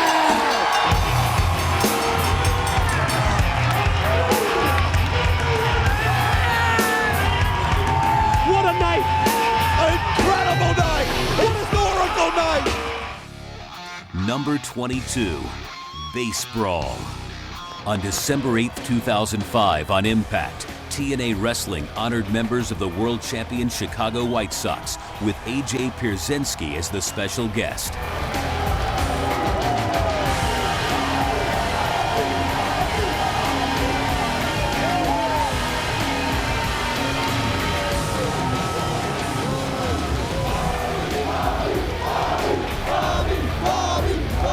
Listen to that crowd. Paying Bobby the Brain the respect that he deserves as he lets in AJ Pierzynski of the Chicago White Sox and the strength and conditioning coach Dale Torborg, a true legend in the ring. Bobby Heenan, did you ever think you would see the day that the Chicago White Sox did it winning the World Series? I knew as soon as they signed AJ, they were going to be heavyweight champions of baseball. You're not kidding. AJ Pierzynski, congratulations from everyone here at TNA. It was an incredible run, an incredible year for the Sox. Thank you, Mike. It was a great run for the Sox, but I've been a wrestling fan my whole life, and growing up and watching wrestling and seeing what TNA has done this year, it's been even a more incredible year for them, and we're here to present them as White Sox members, world champions, with some presents that we brought, especially for the X Division stars. Check this out. This is AJ Pierzynski's bat, and ladies and gentlemen, reporters actually started referring during the postseason to AJ Pierzynski as the phenomenal AJ Pierzynski, borrowing the nickname of the phenomenal AJ Styles. Dale Torborg, that's an autographed bat from everyone involved with the White Sox this year. Presentation to the stars of the X Division. Yeah, we want to make sure that Chris Sabin, he's done an unbelievable job this year. This is a 2005 World Series Championship autographed bat.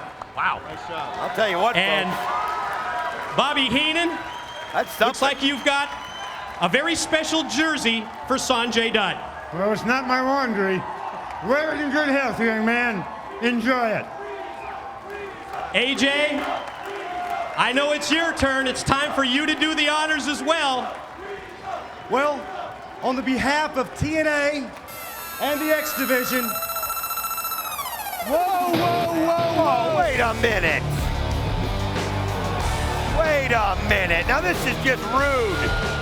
However, Simon Diamond and his Diamonds in the Rough took exception to the ceremony, leading to an all-out brawl. Oh, come on. Now this is just rude right here. I'd hate to be the one to break up this feel-good moment of the year.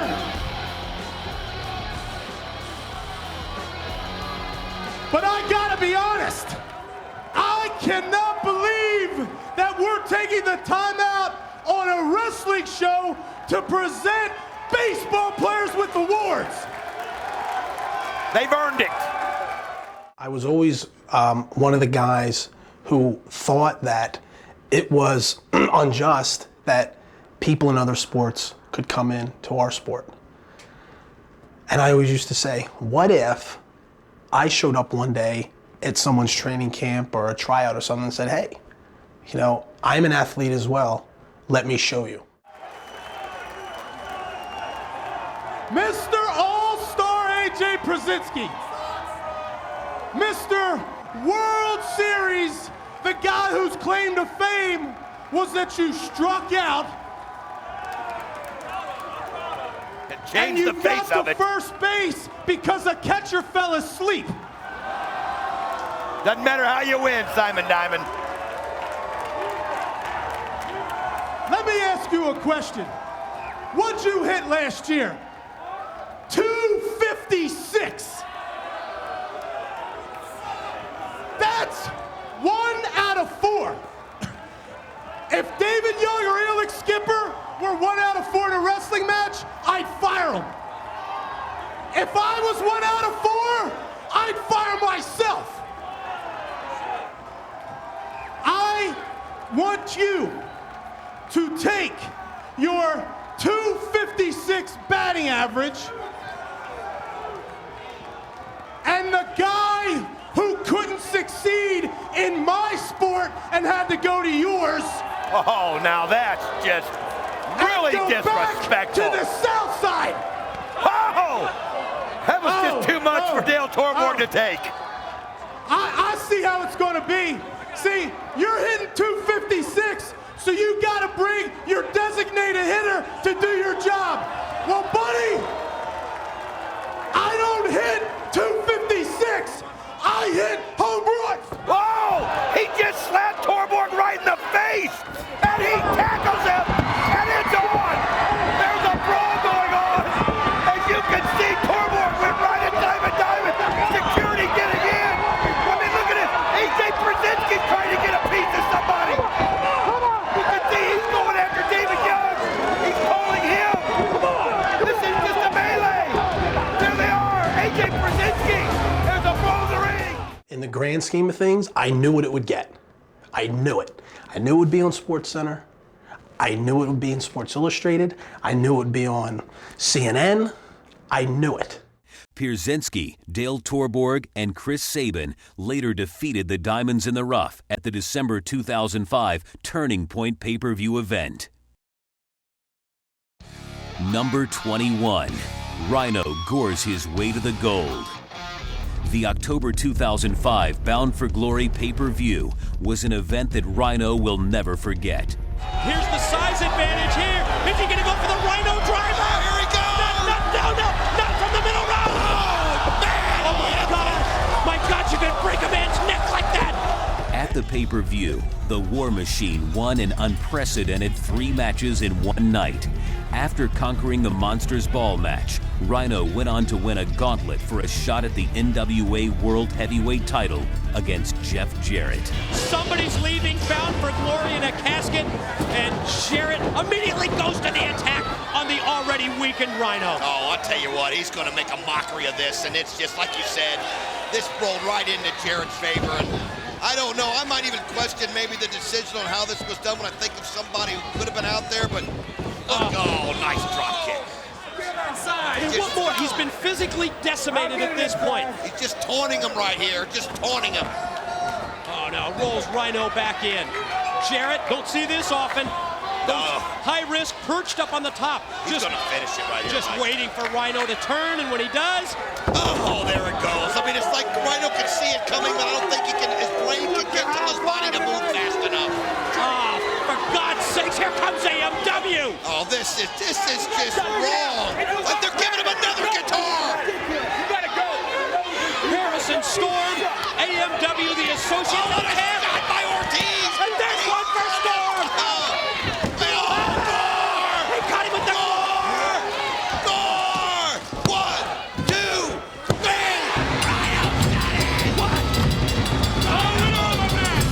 And new NWA Heavyweight Champion of the World, Rhino! Battered, bloodied, and bruised, Rhino overcame overwhelming odds to beat Jarrett to claim the world title. How did he do it? What a night Bound for Glory is for Rhino! The man beast! You know, winning the NWA World title was a big accomplishment for me and any wrestler that has ever held that title. It's the most prestigious title in wrestling today. To come out that night, a champion and the world champion, you know, and the NWA World Champion, it's just, you know, something that nobody can ever take that away from me, you know, winning that title. Number 20. Raven debuts and steals the world title. Daniels, high risk. Oh, wait a minute. Yeah, that's true. He's got it. 1, 2. He's done it. He did it. He did it. On January 22, 2003, Jeff Jarrett had successfully defended his NWA World Heavyweight title when a longtime enemy made his TNA debut. Against insurmountable odds, against all odds, Jeff Jarrett did it, and the NWA locker room empties for the celebration. Oh, so many people's lives were at JB, stake. get in there, get a word with Jarrett. Let's send Borash in to talk to Jeff.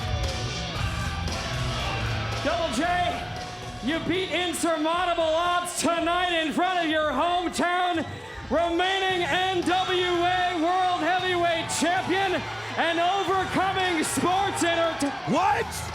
What the hell? That's Raven! That's Raven! That's Raven! Attacking Jarrett! What is going on? That night was just the start of the long-standing feud between Jarrett and Raven in TNA. He's got the belt! He's taking the He's belt! got the belt! Raven's got the NWA title! What the hell is going on? And leave it to Raven, scumbag that he is, to make his debut in TNA by committing a crime, stealing the NWA World Heavyweight Championship from the then current champion Jeff Jarrett. Taking the World Heavyweight title and holding it up, and you can see that corner, there's a little sign down there, remember, that somebody written said, McMahon fears Raven. Would you expect anything less from a whiny, crybaby dirtbag like Raven? Not me. They say possession is 9/10 of the law. And when I stole the belt from Jeff Jarrett on my debut, I ushered in a whole new era of TNA. It meant that things were going to be happening that don't happen most any other place. Violence, bloodshed, pain, mayhem, fate, all coming together. One beautiful moment as I hit the ring, laid Jeff Jarrett out, and took the World Heavyweight title. Number 19, Nash, Hall, and Savage debut at Victory Road. The November 2004 Victory Road pay-per-view saw Jeff Jarrett successfully defend the NWA World Heavyweight title against Jeff Hardy in a ladder match. Step ahead, the world's champion. What? Here! You know who it is! What the hell is this? He's here! He didn't let Jeff Hardy down! However, the big news of the night was the arrival of Kevin Nash and Scott Hall to TNA Wrestling as they gave the assist to the King of the Mountain. Oh, I'm thinking Jeff's gonna have one in his hand. Nash is coming prepared for the two. One for Hall and one for Jarrett. Nash in the ring. Nash has got the two guitars. You see Hardy. Wait a minute. He just handed one to Scott Hall. Jarrett knows he's in trouble. But no, they crashed him. They crashed him. And another one. And it's all gonna be Jeff Jarrett. Kevin Nash turned on Hardy.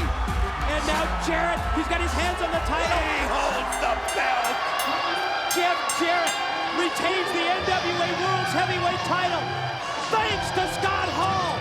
And thanks to Kevin Nash, the outsiders were the difference maker, not the ladder. I can't believe what I just seen. He knows he's got to carry the torch, and that's AJ Styles, but the numbers, come on, AJ. The phenomenal one. He's not worried about numbers. Springboard double clothesline. Enziguri for Hall. Spin kick for Jarrett. Kevin Nash saying no. Now he's getting prepared. Kevin Nash saying yes. Look at this right here. But AJ too quick. Nash just getting old. Wow, great move by AJ. But a drop kick by Styles. Right hand rocks Hall. Move to the midsection for Jarrett. He's going to clash Jarrett. Oh, but the boot by Kevin Nash drills him. Here comes the crew. Conan. Conan hits the ring. Here comes the Truth Killings. Here comes B.J. James. The crew is hit the ring. Finally, we've got wrestlers from the back that are going to even things up and show Hall and Nash and Jarrett that they're going to fight for their spot. You see B.J. Oh, look at this. You see Scott Hall's got the truth and he levels him. There's the edge on Run the Truth Killings. Now B.G. James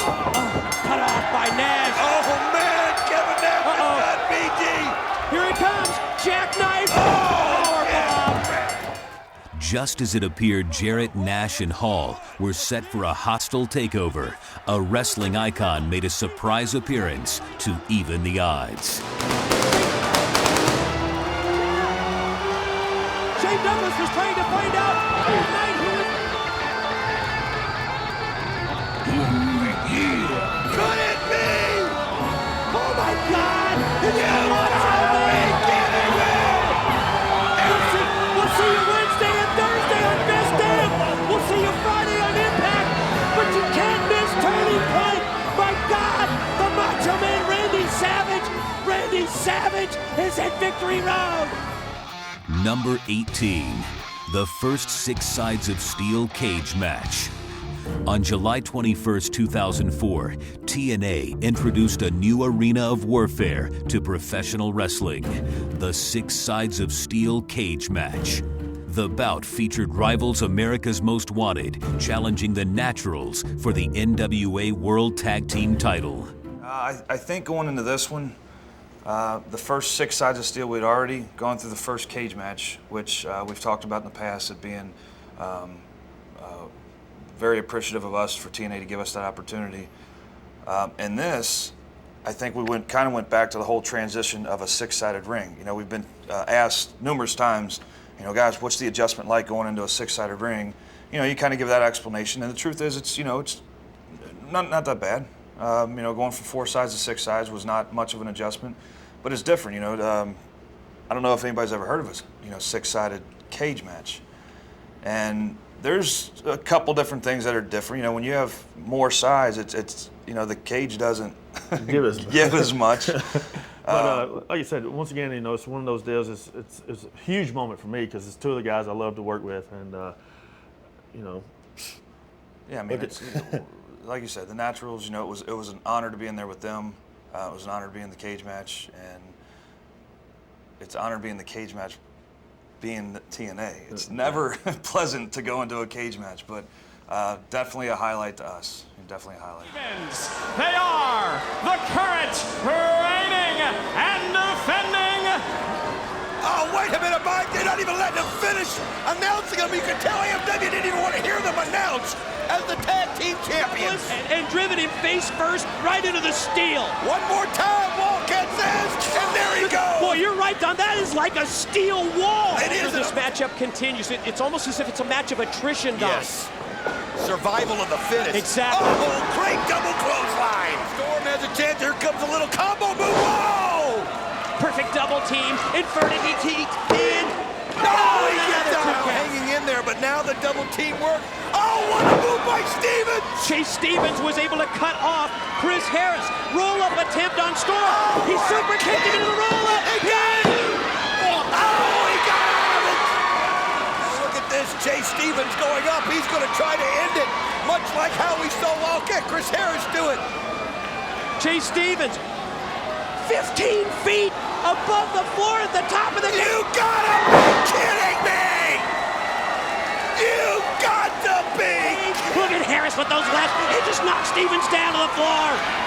Wait a minute, what's going on here? Team Canada! Team Canada! Team Canada! Coming in! Pulling Chris Harris down. What in the world just happened here? All 4 members of Team Canada. Wait a minute. They're Here beating on comes Harris. Triple X! But again, though, the numbers game on Storm. He's got to somehow get the victory. Oh, wait a minute, somehow. Andy Douglas got some powder in there. Powder right in the face, right in the eyes of James Storm. And here they go. There's no one to help him. The natural disaster. The natural disaster. 2. Only 2. Senior official Rudy Charles says only 2. This crowd can't believe it. Everybody's on their feet. Unreal. Stevens has got a steel chair, directing traffic, motioning for his partner Andy Douglas to move on. And he catches up with it. Storm just showing unbelievable guts and determination. But how many shots can he take? 10, 2, it's done. The winners of the match, and still NWA World Tag Team Champions, the Naturals. Think about this. The Naturals They just beat AMW at their own game, at their own dream match. Unbelievable upset! One of the biggest upsets of all time! I'm sure the fans looked at it as an upset. Yeah. I'm sure the company looked at it as an upset, and you know, everybody did, except for us, because we've believed in ourselves from day one. But to answer your question, you know, in more detail, it probably was more a respect thing, and it meant more to us. Like the company had the respect in us and had the faith in us.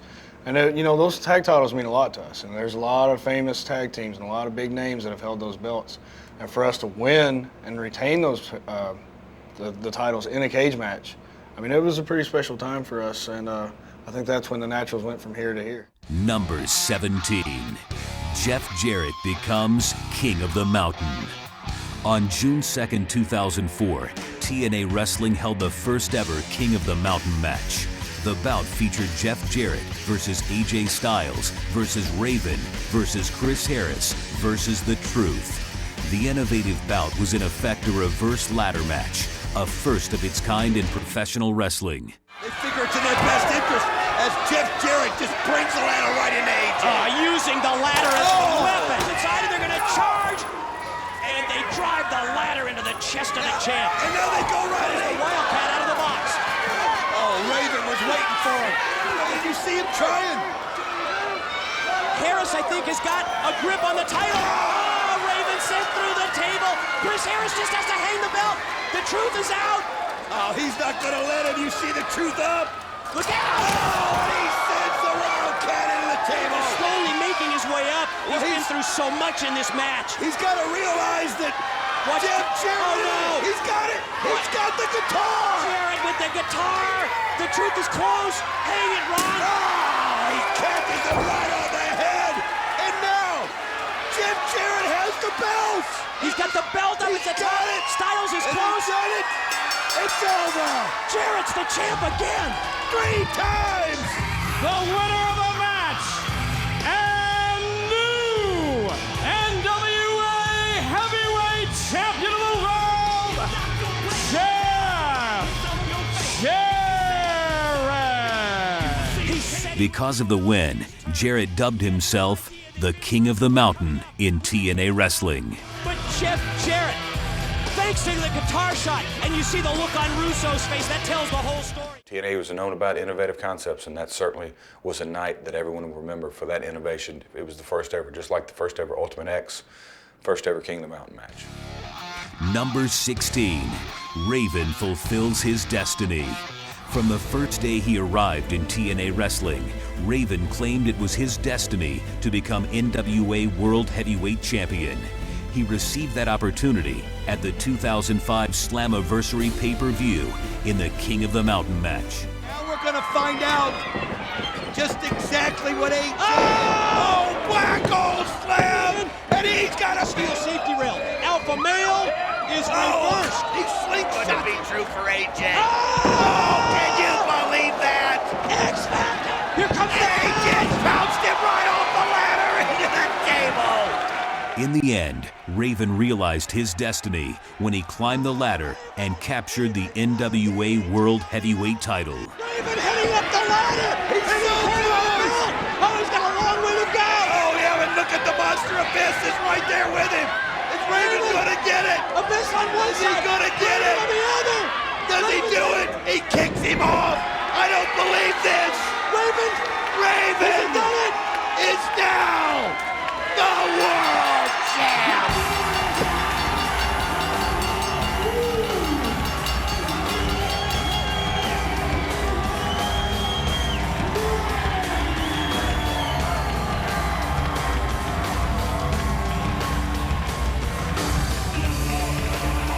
Raven has talked about his destiny for so long. For 2 years we've heard about the destiny of Raven.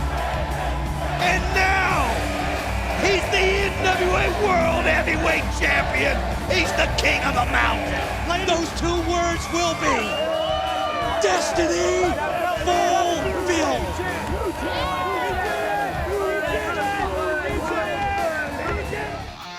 Number 15, the first Ultimate X match. On August 20th, 2003, the first Highwire Ultimate X match took place on pay-per-view. The bout featured X Division champion Chris Sabin putting his gold on the line against Matt Bentley and Kazarian. 4 wires crossed high above the ring with the X title hanging in the middle. Whoever pulled the belt down first would be declared the winner and new champion. You know, you just said it, Mike. There's very few firsts in this business, and we're seeing one tonight.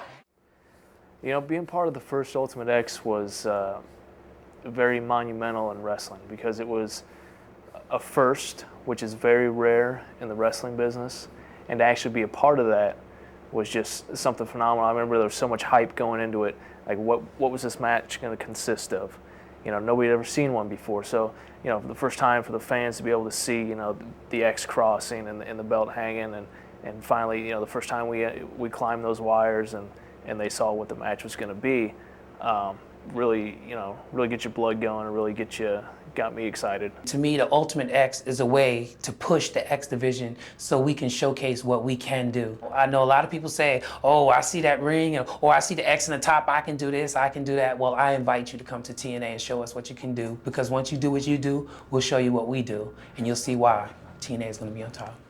Prepare for this kind of a match. It's not like you can check out videotapes as we see Ish and Kazarian so close to the title. Oh, did you see He's got a steel chair! Yeah! Lots of blood. As here goes Kazarian. Kazarian gonna try and make his way across the cable. The belt hangs in the balance. He climbs the corner as well.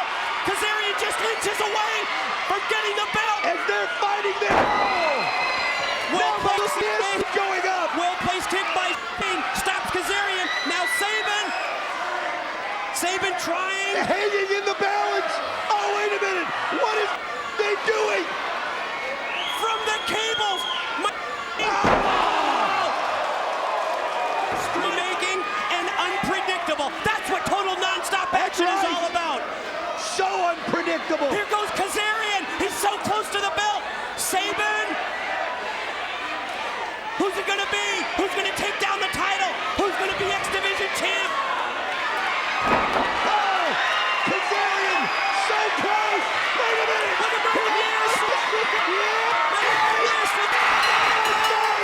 Wins the title! How did he do it? Let's take another look at the replay. The Ultimate X bout is regarded as the most innovative match in wrestling in the last decade. Somehow he looked up, he saw an opportunity, and he went for it, and seized it, and he's the new X Division champion. Number 14, Alex Shelley films Sting. In February 2006, Jeff Jarrett sent Alex Shelley to California to film Sting to make sure he was truly retired from the sport of wrestling. Jeff, I know you told me to go right up to him, but, you know, I think patience is a virtue here. Timing is everything. It's probably not a good idea to bother him while he's coaching his kid's football team. I mean, not that I'm scared of him or anything, but...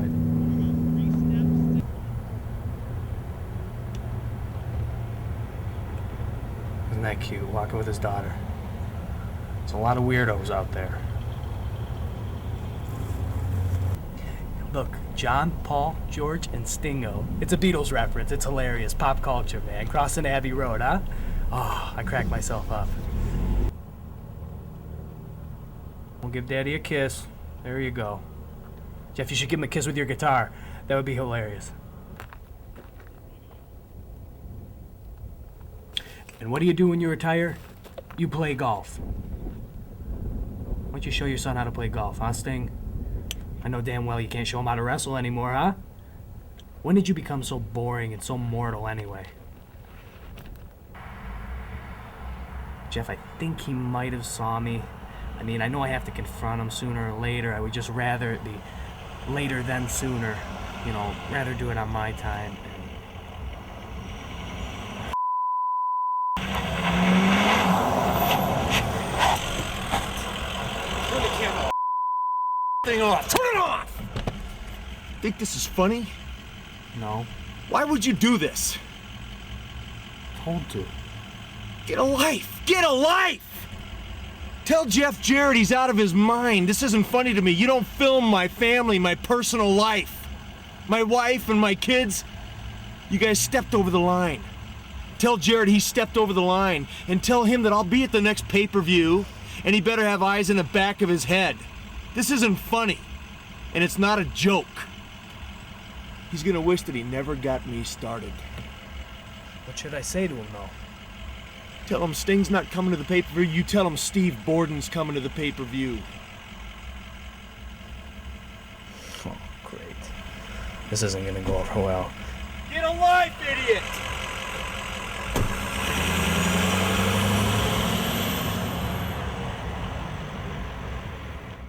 Oh, Sting. Well, let me just say, firstly, I'd be lying if I said I hadn't done that before in some capacity. Huh? You know what I mean?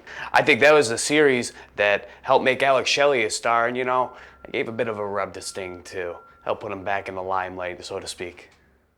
Number 13, AJ Styles crowned first X Division champion. On June 26, 2002, a tournament was held on TNA's second ever pay-per-view to crown the first X Division champion.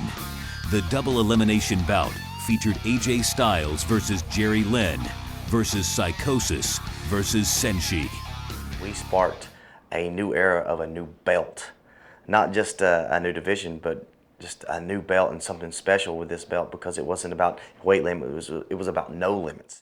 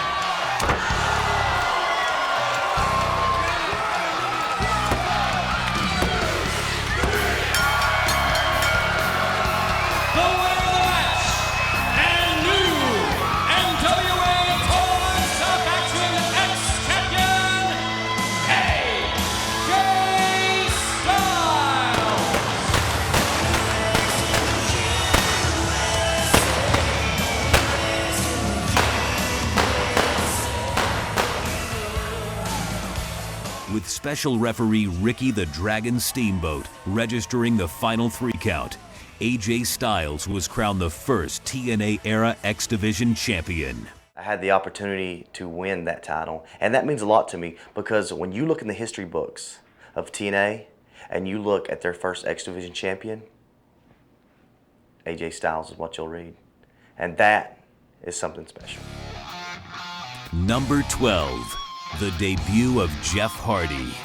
On June 23, 2004, reigning X Division champion AJ Styles was set to defend the gold against Kid Cash, but an injury cost the challenger his shot at the gold. As a result, TNA management brought in a mystery opponent to face the Phenomenal One, none other than the charismatic enigma, Jeff Hardy. Because quite simply, the Phenomenal One has done it all. The only man to hold all 3 championships, from the tag to the world's title to now 3-time X Division title holder.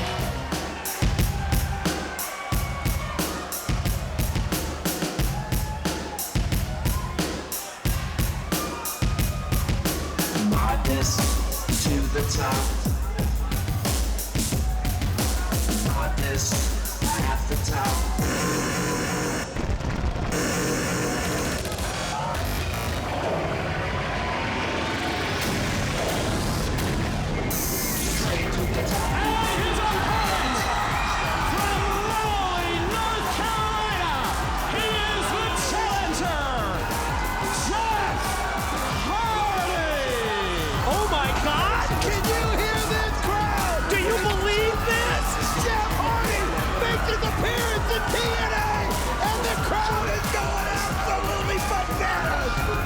Of the surprise entrances in TNA Wrestling, the surprise guests that have stopped by, I can't remember one that was as deafening in that building as when Jeff Hardy walked through the curtain and took on AJ Styles that night. What a way to have an anniversary show. What a surprise that was. Think what's going through AJ's mind right now. This is his house. He owns the X Division. He's the champ. This crowd always behind him. And now the crowd's so happy to see Jeff Hardy back in the ring. They're torn. There's mixed emotions out there. But now listen to the crowd. Wait a minute. AJ. You're right. AJ. Lay out for just a second and you hear that they not only appreciate Jeff Hardy in the ring, but the chants for AJ Styles, well, they tell AJ just exactly how much everyone here appreciates everything he's accomplished in the 2-year history of TNA. He's going to have to think on his feet because he's seen an opponent in the ring that he's never seen. And Jeff Hardy right there takes an advantage. Quickly the drop down by AJ. Kick by AJ as he nails it. Great. He's just got to worry about one thing, and that's walking out of here with the X Division gold still wrapped around his waist. Oh, what a kick by Hardy. Kind of inside out of it there and just caught AJ off guard. Yeah, AJ never saw that one coming as Hardy, smart move that time, he faked him out. Looked like when he grabbed onto the top rope that he was going to slingshot himself up and over. Instead, he used a kick move in between the ropes, and that time he caught him with the slingshot. He's the X Division champion. Look at that kick by AJ. Takes it right over. Here he goes. Go! Sensational springboard move. Catches him, you're right, flush on the top turnbuckle. Hardy using the elbows, and they work as they knock AJ off. And now Hardy going up top. Repeated shots by Hardy, going to try and... Oh, did you see that? Spectacular move by Hardy. If there's any way they just hit the ring. What is going on here? I think of it. This is BS, man. They have just come in. One of the greatest matches that we've been watching. And now Kid Cash is stealing AJ's thunder. How dare Kid Cash do this on our second anniversary? Unfortunately, the match ended in controversy as Cash interfered in the bout. I didn't sign up for this. As you see Kid Cash and Dallas just doing the beatdown. You know what? Unbelievable. Kid Cash and Dallas. Doesn't know what's going on. Jeff Hardy's walking away He grabbed the chair. Jeff Hardy, steel chair in hand. And here we go. Jeff Hardy's got the chair. Oh, great move there by Hardy as he comes to the aid of AJ. More out of respect than anything, but Dallas has got him. 6'9" Dallas has got him from AJ. AJ cleans him. That's how you bring 6'9" to your level. Wow. What a night. What a match. But Kid Cash, look out. Here he goes. Hardy going to the top. Excellent on Dallas. And the crowd loves it. Kid Cash and Dallas, they may have screwed up this second anniversary show dream match. But Jeff Hardy and the phenomenal AJ Styles come back to clean house. AJ Styles keeps his belt because of the disqualification. You're right. Let's watch this reaction between the two. AJ, you're right, Don, retains the gold, keeps the championship because of the interference of Cash and Dallas. Nothing was said here tonight. As Cash and Dallas, you could see Kid Cash realize that he was out of the picture and he came in. What is going on right there?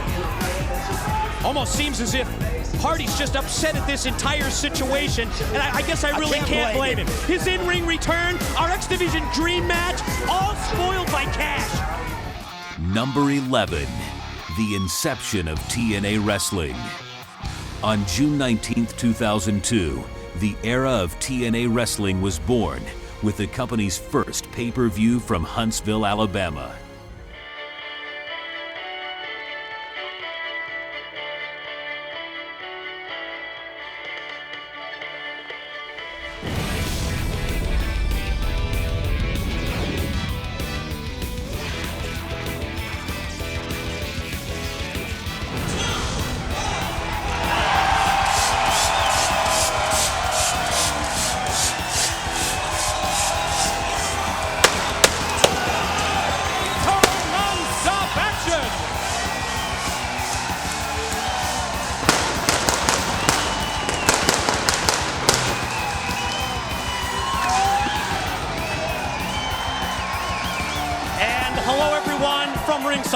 I am Mike Tenay, welcoming you to the premier event of the NWA TNA. It's all about total non-stop action. Tonight, a very special evening. It's an evening that revolves around history, and history on so many fronts. Number one, we are going to be respecting history. The legends of the NWA are in attendance. People like Harley Race, Dory Funk Jr., and Ricky Steamboat. And gentlemen, we are also going to be making history this evening. Not only the first ever event, but we are also going to be crowning an NWA World's Heavyweight Champion with the gauntlet for the gold.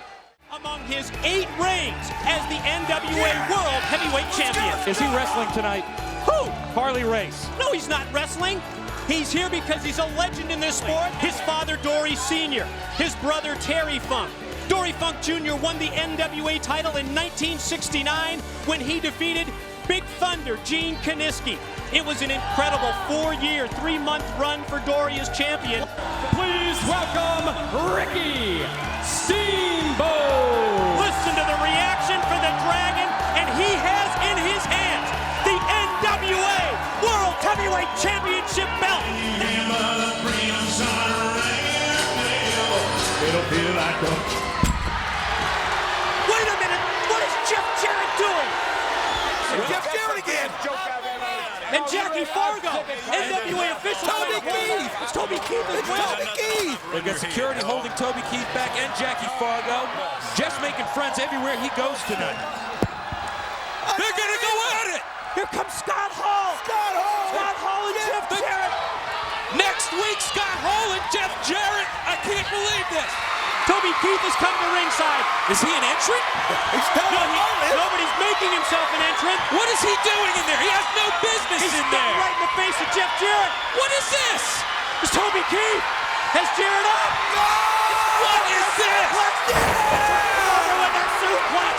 Toby Keith just suplexed Jeff Jarrett. Shamrock in trouble. Remember, it's pinfall or submission. Shamrock, belly to belly. Hook of the leg. 2, 3. Shamrock the match. And new NWA Heavyweight Champion of the World, Ken Shamrock. He did it. History is made on the first ever NWA TNA pay-per-view event. And Ken Shamrock is the new heavyweight champion of the world. Number 10. Candido leads the Naturals to tag team gold. On April 28, 2005, the wrestling world lost a close friend with the passing of Chris Candido. Candido's final appearance is a moment fans will never forget, as the veteran managed his tag team, the Naturals, in a bout against rivals America's Most Wanted for the tag team title. Will you show an injured man some respect?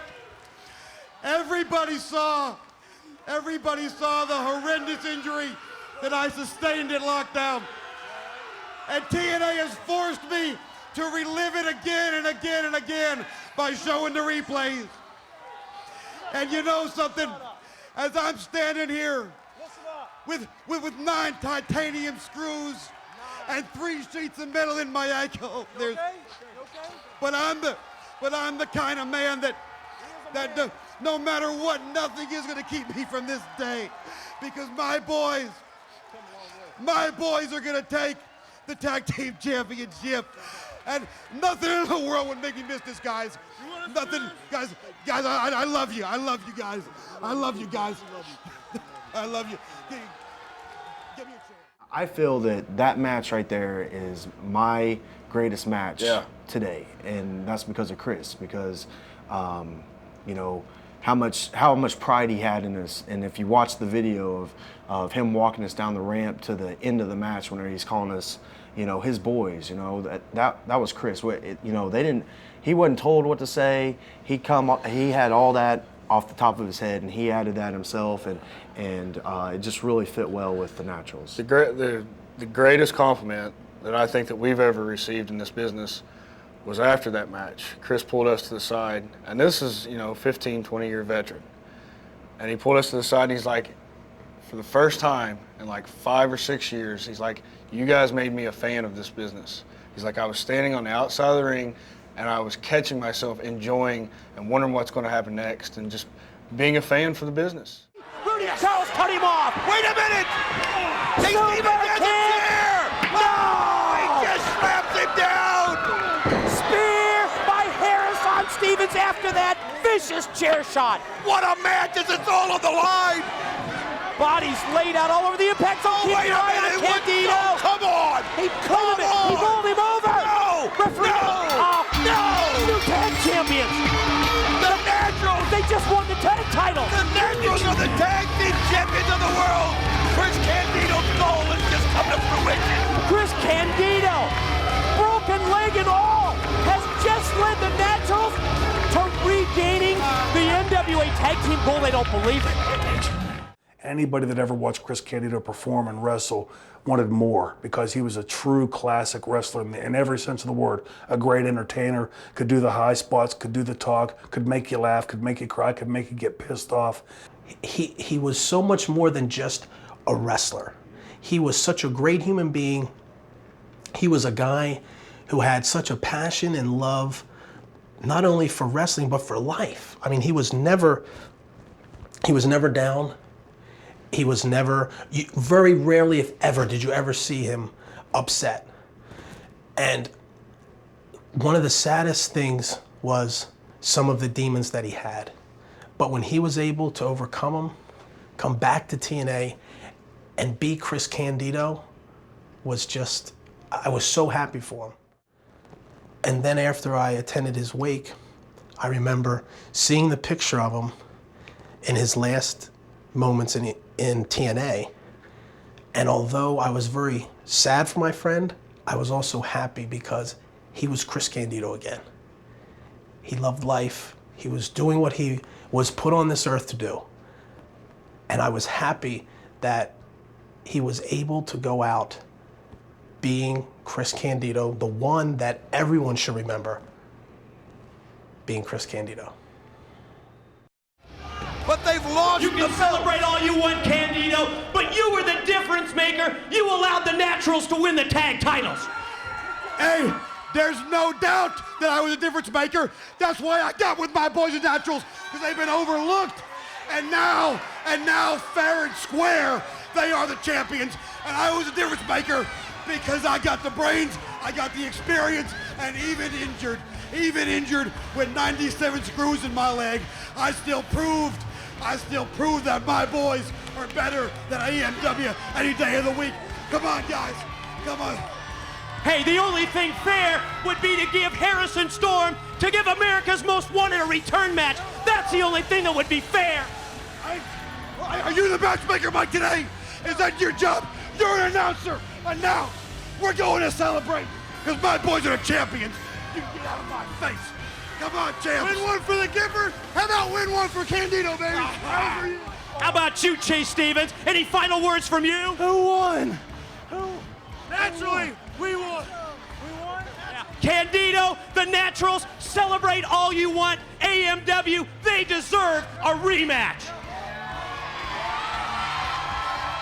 In that short period of time that we got to be with him and we got to know him, even though it was a short period of time, he rubbed off on us and elevated us to a level. Yeah, more than anybody. Elevated us to a level that we wouldn't be at today if it wasn't for Chris. And those few months that we got to spend with him really took us to a whole new level, and we look at the business in a whole new way now, you know. And I respect him, you know, and always will for that. We look back a lot, and I watched that match a lot, just to see the excitement that was in that match, and to know that when Chris's last match in that ring, I know he was happy because he pulled me to the side and Andy and told us about, you know, his life in the business, and where, like Andy said, that we had made him a fan again. He was happy to be in the business and happy to be our manager at that time and doing what he did, you know, just loving the business the way he did.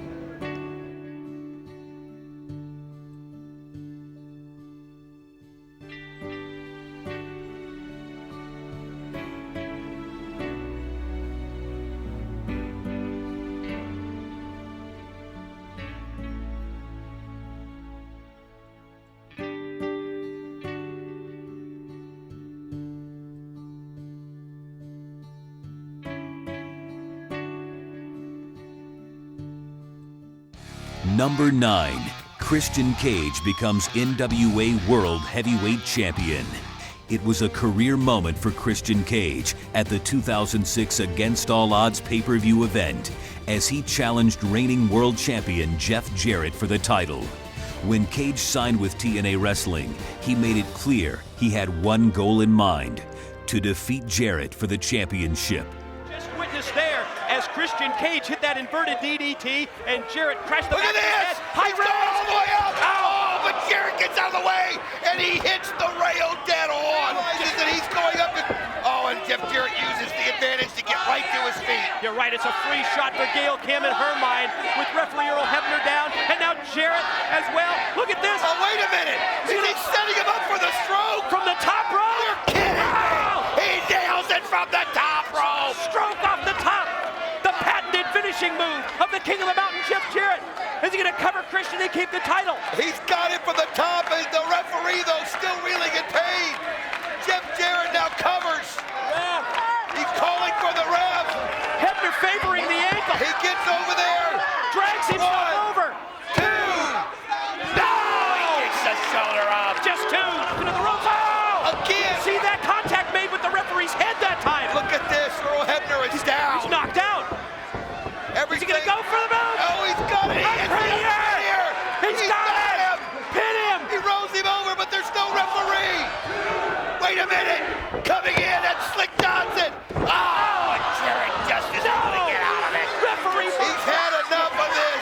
Is he going to set her up? Oh, wait a minute. Guitar. Oh, he crushes him with it. No. Guitar shot by Jarrett. No. Look at Gail Kim. Clear up the evidence. Look at her clean that evidence out of the ring. And putting it underneath the ring. Jarrett's got it. He's waiting again, though. The referee not there. Nobody there to make the count. Here he comes.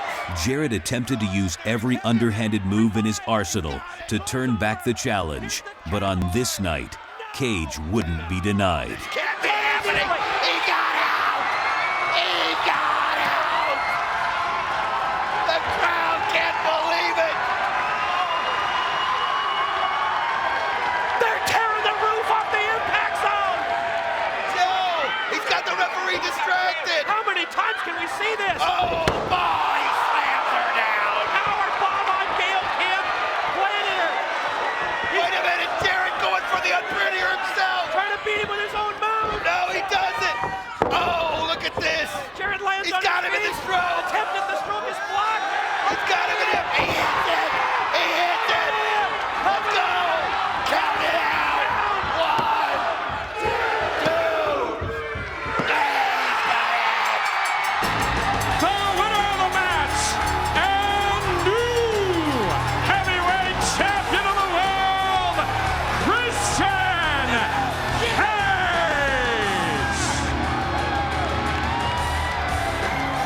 Everything that he threw at him, he was able to find a way.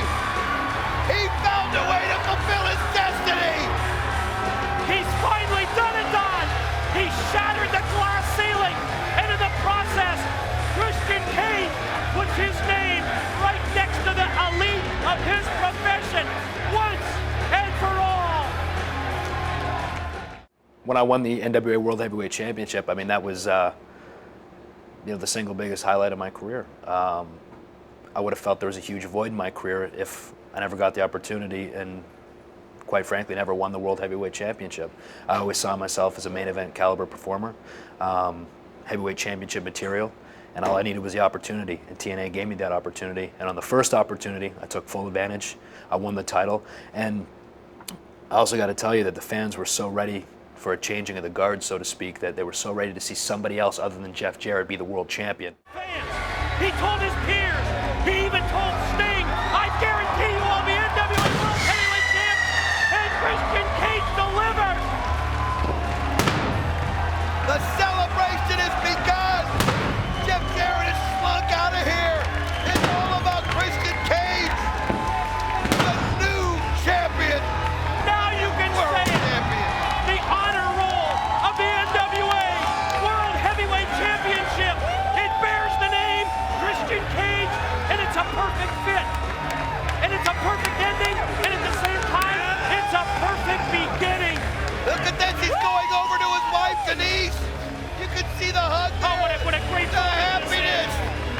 moment. The realization that the 12 years of hard work has paid off. It's finally paid off. After Cage won the title, fans filled the ring to celebrate with the new world champion. You gotta see it as the crowd coming in, mobbing him. Rhino's in there as well. Christian Cage, this is why you came to TNA. Look at this, feel it. Christian Cage is the NWA World Champion.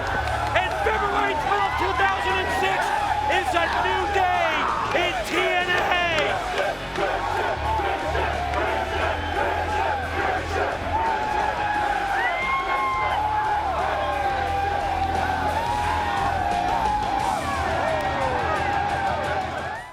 You know, they broke the ring that night. That's how many people were in the ring. It was crazy. It was an unbelievable feeling, out of control. That was the feeling of just everything being totally out of control. But that's what that night felt like. Winning the world title, it was an unbelievable night and one that I'll never forget. And I'm glad I got a chance.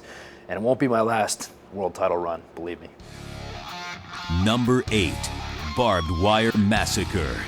At the December 2005 Turning Point pay-per-view, Abyss and Sabu clashed in the most barbaric bout in TNA wrestling history, the Barbed Wire Massacre. The ring was completely surrounded by the steel razor wire, resulting in plenty of bloodshed. It was the first live barbed wire match in pay-per-view wrestling history. Now, he's got over his spear and he sets it up right on top of Sabu. Oh no. Now what's he gonna do? Chair right across the chest and face of Sabu. He's got nowhere to bounce You can't spring off the rope. What a counter by Sabu! Right where it hurts the most. I've got a pretty strong stomach myself, but I've got to admit, watching Sabu and Abyss slice each other to ribbons at the Barbed Wire Massacre even made me queasy. When I was watching the blood pour out of Abyss's arm like a faucet after it had been torn open by barbed wire, I nearly had to vomit. Sabu able to fight it off. Now charges. My God! Stomach first into the barbed wire. His entire body is stuck in the barbed wire board. Now Sabu up to his feet, going to try and mount an offensive here. After everything that he's gone through, quickly reversed off, puts on the brakes. Whoa! Well, you got to give Sabu credit. Oh, look at that! He pushed the ref out of the way, and Abyss goes face first, body first, right into the barbed wire table. He's stuck there. He's stuck into it. And you can see Mitchell screaming at him, but what can Abyss do? Nothing. You're right, Don. He's got nowhere to go because he's stuck right against that barbed wire board. Oh, he kicked on top of the other. Oh, man. He's sandwiched between them. Pin, two. Oh, please, somebody end it. The winner of Barbed Wire Massacre, Sabu. 1 month later, fans voted it TNA's 2005 Match of the Year. A picture's worth 1,000 words right there. There is just no way to describe what we've seen as the crowd yelling Sabu has won. He took so much. Oh my, somebody get that off of him. He's stuck, Don. He's sandwiched in between the barbed wire boards. And look at Sabu putting the boots to him after he's already won the Barbed Wire Massacre. It's just emotion right now. It's adrenaline. They're both hurt. You can see the blood pouring out of Sabu's face. Oh man, Abyss, I can't even imagine what he's going through underneath there, that sandwich of barbed wire. Abyss is going to have scars on his arms for the rest of his life as a result of that match with Sabu. And although I do not like Sabu, I've got to admit that I respect him. And in a way, I have to give him a sort of backhanded thanks because he helped Abyss get over his fear of barbed wire. Number 7, AJ Styles ends Jarrett's world title reign. At the May 2005 Hard Justice pay-per-view event, the NWA World Heavyweight title was on the line as the King of the Mountain, Jeff Jarrett, faced the phenomenal AJ Styles for the gold. Serving as special referee for the bout was no-holds-barred fighter Tito Ortiz. Nice move though by AJ. Again, he just knows how somehow, and he does it. Wow! Spiked him that time. Could be the, oh, what's this? Monty Brown! Let's see Alpha Male goes. AJ gets out of the way and he pounces Jarrett. He's got to take care of Monty Brown right now. He's got to make sure. Wait a minute, another referee in, too. Oh, look at this, Tito. Tito pulled the senior official, Rudy Charles, out. He said, I'm the referee here. That's what he meant to Monty by you. You got it, Monty, but it backfired, it looked like. But with all the confusion, Jarrett able to get it back. Oh, he just pushed Tito Ortiz out of the way. Uh-oh. How wise is that, Jarrett? Oh. Tito just yanked him right down. Many say Jarrett's big mistake was getting in the face of Ortiz during the bout. Oh, you gotta be kidding. Oh, what a right hand, a knockout shot. Tito Ortiz just knocked out Jeff Jarrett.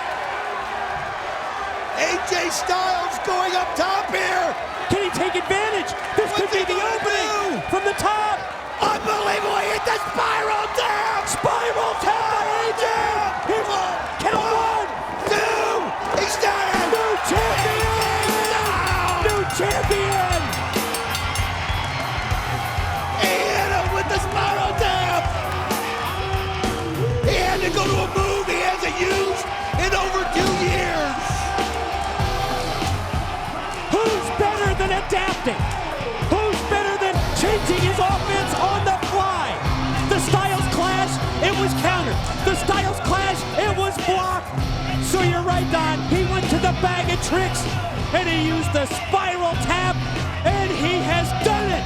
The phenomenal AJ Styles. All the hard work, all the dedication has paid off. And I still got to give it to Tito Ortiz. He took the interference with Monty Brown. He didn't disqualify anything. The fact that Jeff Jarrett had the opportunity to hold the world title for a year and I'd spoiled that for him, that felt good. And I don't think I was the only one that felt that. The fans seemed to enjoy it as much as I did. AJ Styles! Soak it in, AJ! Ladies and gentlemen, enjoy it here at the Impact Zone. Enjoy it around the world on pay-per-view. AJ Styles has done it. AJ Styles is the NWA champion. Number 6, AMW versus Triple X, 6 Sides of Steel. At the December 2004 Turning Point pay-per-view, tag team rivals America's Most Wanted battled Triple X inside the confines of the 6 Sides of Steel. The stakes were enormous, as the losing team would be forced to disband forever.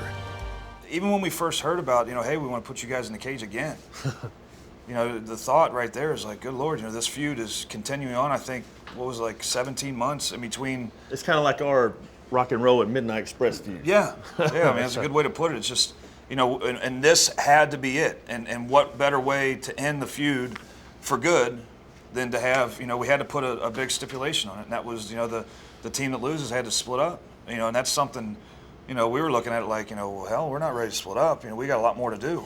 So we went into it knowing that everything was on the line. He was covered in blood. Everybody was bleeding. It's almost unavoidable in a match like this. For Daniels, but there he goes right off the top. An opportunity. They just slammed James Storm right into the look at this. Look at it. Oh, he takes the elbow off. Puts him back to the other side of the cage. And then plants him. Polishing teamwork right there at Triple X. Wow. Complex, here's the pin. Cover 2. Oh, he barely gets up in top. Oh, look at this. Wow. He just slammed him from the top of the cage. Bought him off the top. Off the top of the cage. Good God. You've got to be kidding. Here's the pin. AMW. No. How in the world did Prime Time kick out of that? Death sentence. There he goes, and he hits it. Oh, that's just wrong. Pin attempt.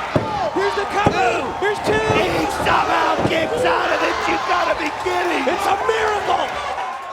The bout featured the most insane move ever attempted when primetime Elix Skipper walked the top of the cage in a moment no one will ever forget. No, he can't. He cannot. No way.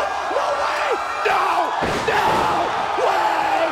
You got to be kidding. You got to do it. A lot of people want to hear, my comments on that, and the truth is, when you know, you're sitting up there. I'm so distracted with kicking Daniels in the head. I got blood rushing in my face. I mean, I could see out of the corner of my eye, I could see Elix up there doing something, but, you know, I think we both have been hurricane-rounded by him off the top rope. You know, but it's just not a thought that he's going to, you know, be doing anything like that. And by the time I realized what was going on and wiped the blood out of my face, he was there. And it was just too late to even react. And the next thing I know, I'm flying through the air. And I mean, I remember when I landed, I thought I broke my rib. And so it was pretty intense. I mean, the whole match was intense. Elix walking the cage, we had talked about the possibility of him doing that.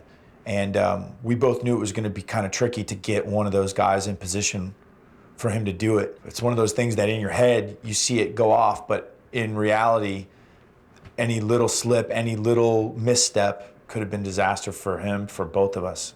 When I went out to do it, it wasn't my goal to try to do the best move in wrestling or to do something nobody else could do. It was just one of those things I knew I could do, and I just had to do it. And I was with the right, 3 other people to do it, and we pulled it off. I've never seen anything like this in my life. No way! No! Oh my God! The Tower of Doom! They're gonna go for the Powerplex! They got the Powerplex! Oh, they got it! 1, 2, 3! Unbelievable!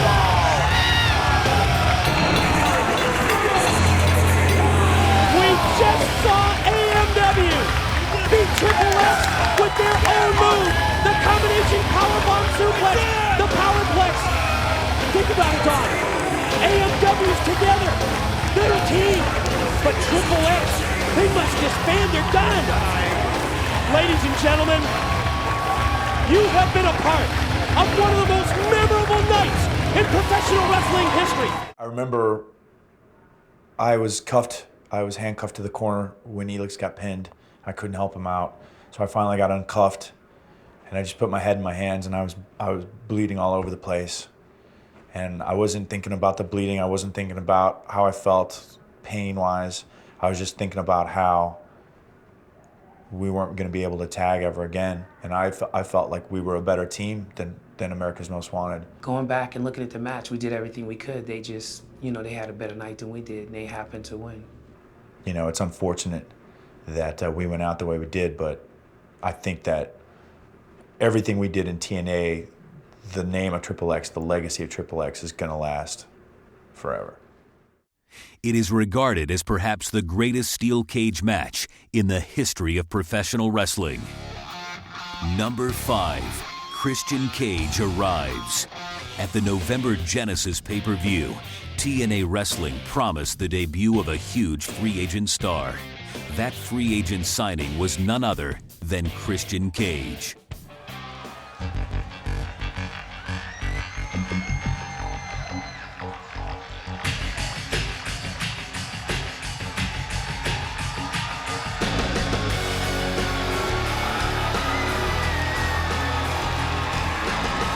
Christian Cage!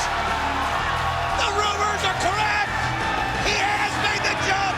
His crowd is on their feet! And they're going crazy! People wondered would he really do it? Well, there is your answer! Let's listen to the reaction. They're standing as one here in Genesis. Here in the Impact Zone for Christian Cage. I see he's going back to his Canadian roots. His original wrestling name, Christian Cage. Standing ovation.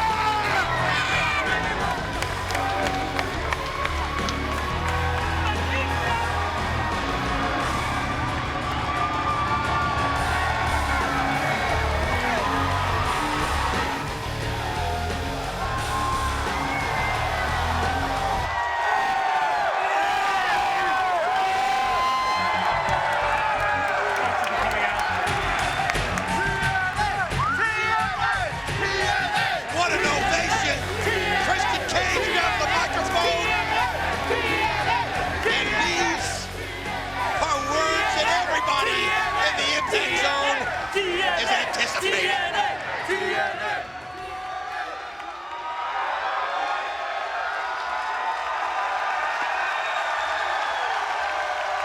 It's for Christian Cage and TNA. So I can guess you can imagine the question that I got asked the most this week. Are the rumors that we've been hearing true? Is it true that you're going to TNA?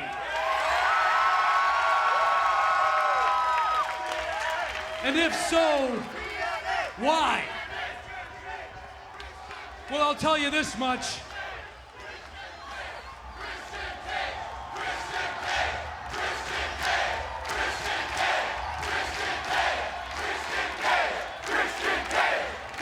I can tell you this much. I didn't come here right there. to see the same guy come out and say the same damn thing week after week after week. For months and months and months. And I didn't come here to see a grown man dressed up like a doctor pulling things out of another man's ass. Amen! And you can be damn sure I didn't come here because I got fired. He jumped! Which brings me to another rumor that I want to address and put to bed right now. The rumor that I got lowballed in a contract offer. Well, that's not true at all. Actually, I was offered a very hefty sum to stay exactly where I was. But the reason that I came to TNA is the same reason that each and every one of you is in this arena right now. The same reason that everybody's watching Genesis live on pay-per-view. And that reason is that I love wrestling. Then you come to the right place. Yeah, my arrival here in TNA, the arrival of Christian Cage, I think was huge for both sides. I mean, for TNA's standpoint, I guess you could say that I was billed as the biggest transaction in company history, and to me that's big shoes to fill once you get here, but also a great honor. You know, I saw TNA as a company that was on the rise. It was, I thought, the next big thing in the wrestling industry, and something that I wanted to be a part of. When I was sent here to get an answer from you tonight, and I know that you'll make the right choice. Is that a Team Canada t-shirt? Tell you what an acquisition that'd be for Team Canada. That would give them some major stroke.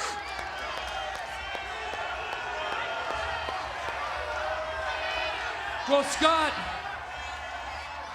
it looks like it's the right size,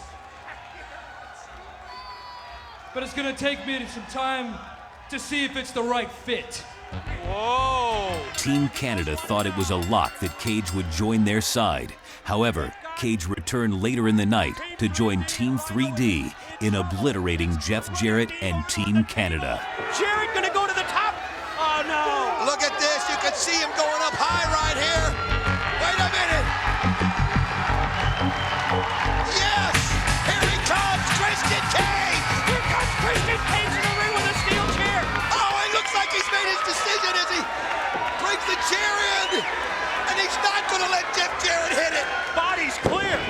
To the left, to the right, out to the floor. What's Christian Cage and Team Canada coach Scott D'Amore? Oh, D'Amore, wait a minute. Is he going to show the Team Canada? Oh, come on. Damn it. Everything's going their way. Damn it. Everything.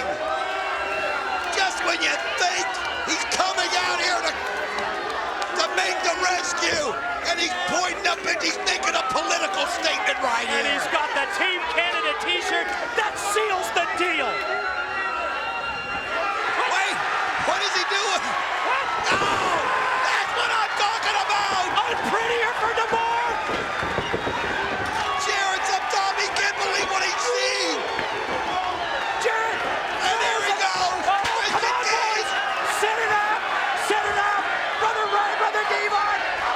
champ. Oh, yeah.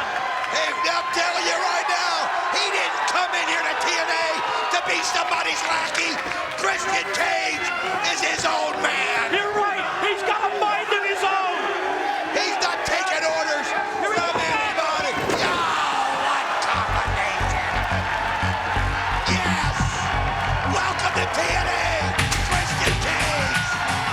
My God, what a night this has been. It's over the top. We'll see you Saturday on Impact. And don't forget, Turning Point December 11th. What a night.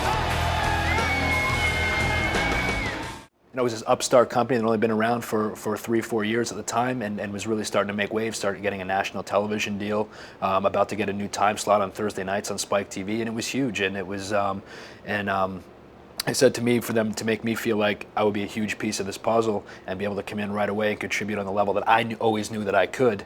That was a major factor in me coming to TNA and really showing what I could do, what I was really all about, and maybe even felt that I wasn't given the chance to do in other places. Number 4, the Unbreakable three-way match.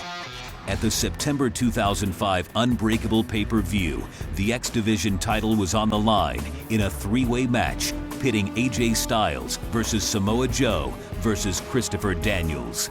Wrestling fans around the world still regard the bout as perhaps the greatest match in TNA wrestling history. That night, these three athletes brought the X Division to a whole new level.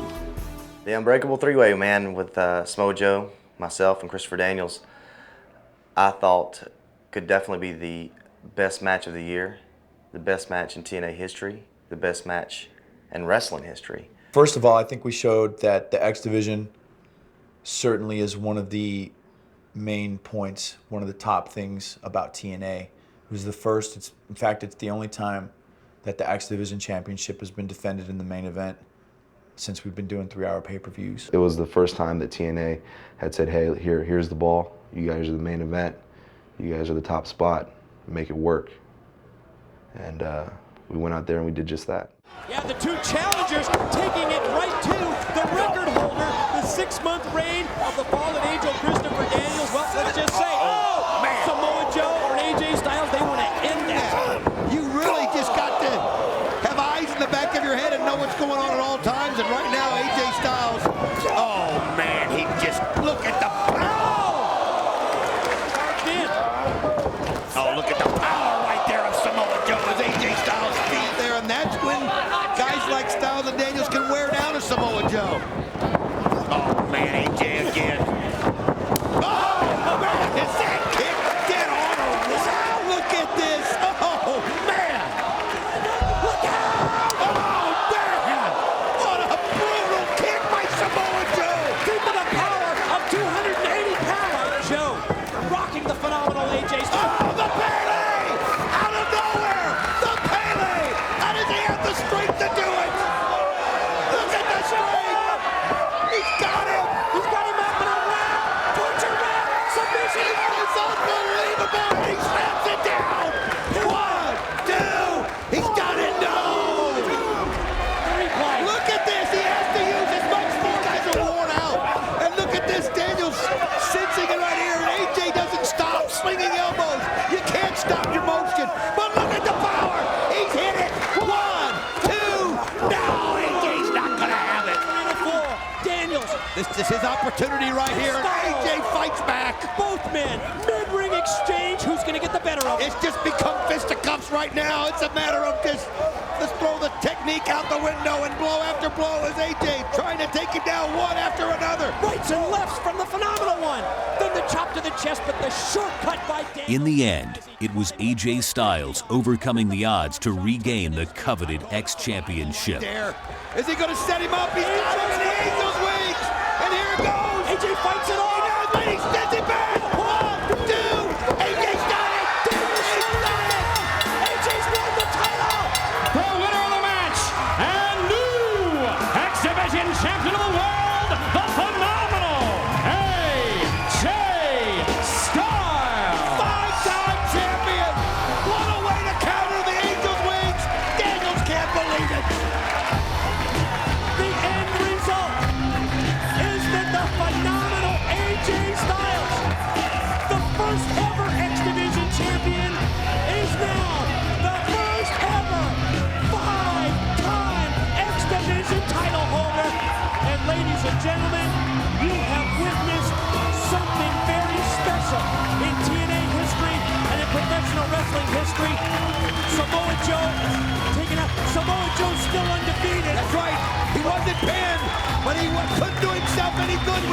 on the outside looking in, and he couldn't get up in time.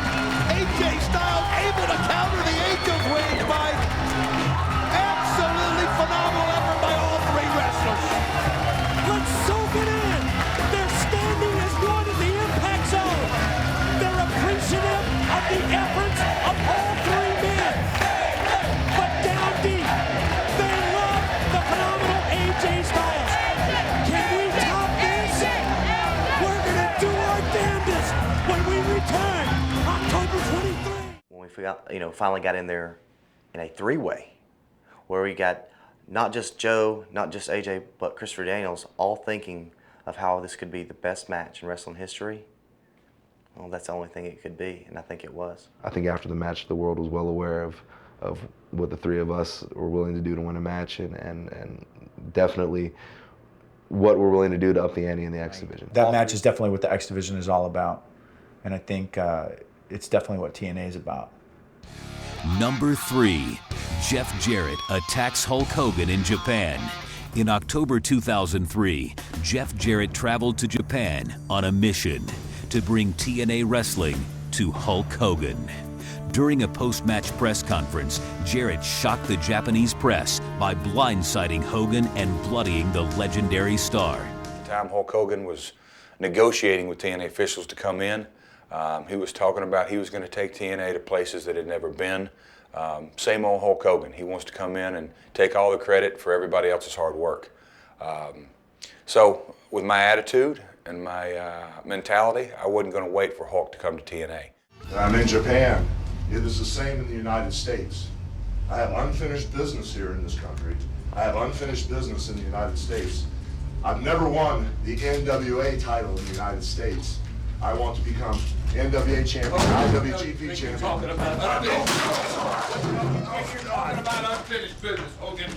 Yeah, you come out of the cocoon. Yeah, Jimmy Hart. Yeah, come on, come out of the cocoon. Come out of the cocoon, Jimmy Hart. Yeah, Hulk Hogan, you want to talk about finished business? I'll tell you finished business. Now, take finished business, Hogan.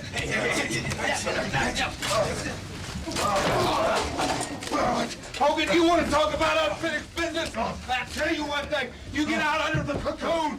Get that out. You got the power. Shola, help me. Help me.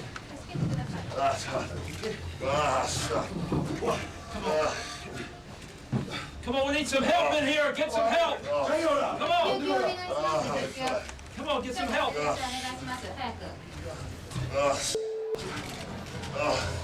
It was totally out of nowhere. You know, here in the States, they were talking about Hulk Hogan and negotiating with TNA. But for me to appear over there, it shocked Hogan, it shocked the Japanese press, it shocked the Japanese wrestling promotion.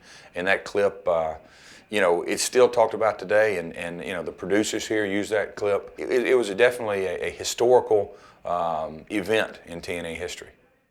Upon returning to the United States, Jarrett aired the footage to the world and boasted of his accomplishment on pay-per-view. It was certainly a shot heard round the world. Number 2, Sting returns to wrestling at Final Resolution. At the January 2006 Final Resolution pay-per-view, the icon known as Sting made his epic return to wrestling for TNA.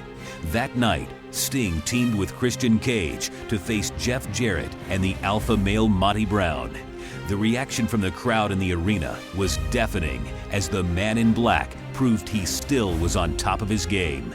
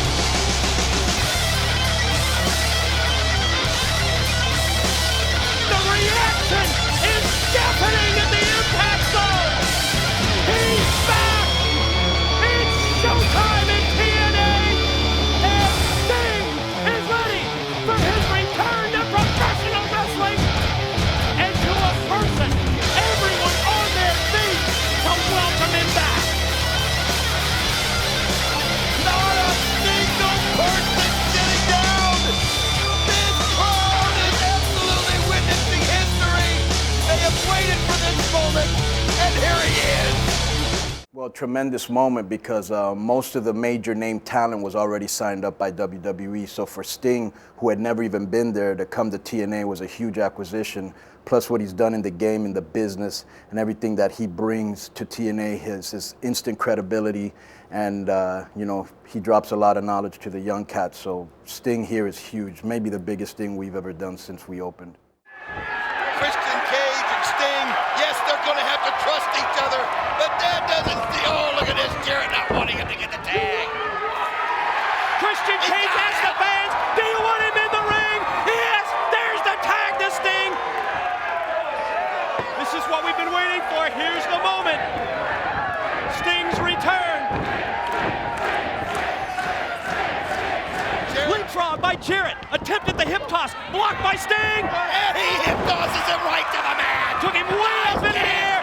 Sting goes airborne with a drop kick.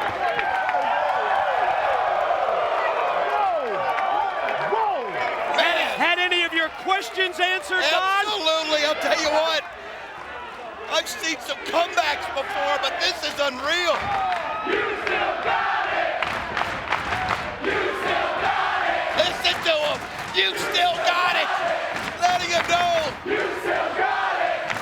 You're damn right he does. He didn't know how the crowd was going to receive him. He was worried about the response he was going to get. He was going to wonder if he still had it in the ring. And all three of those things were answered right away. The crowd started chanting, "You still got it." The ovation was fantastic, and he did a great job in the match. So for Sting, I think a lot of questions were answered personally that night, as well as professionally for TNA, and what he brought to the table. One of the most memorable nights, I'll never forget it, when Sting came back that night and wrestled here in Orlando, Florida. What a night.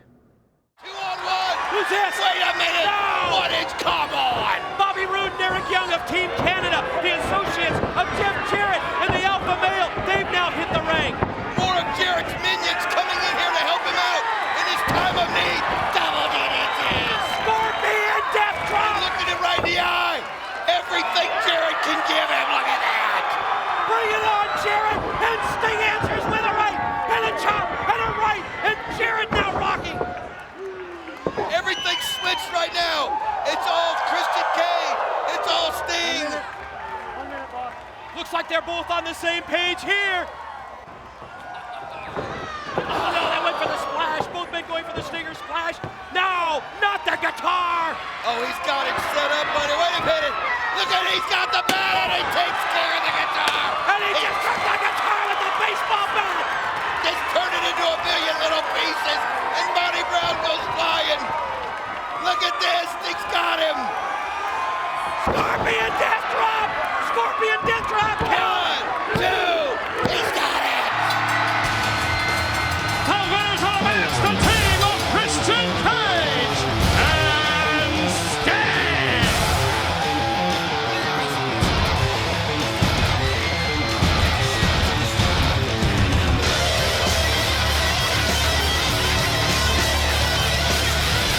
Soak it up.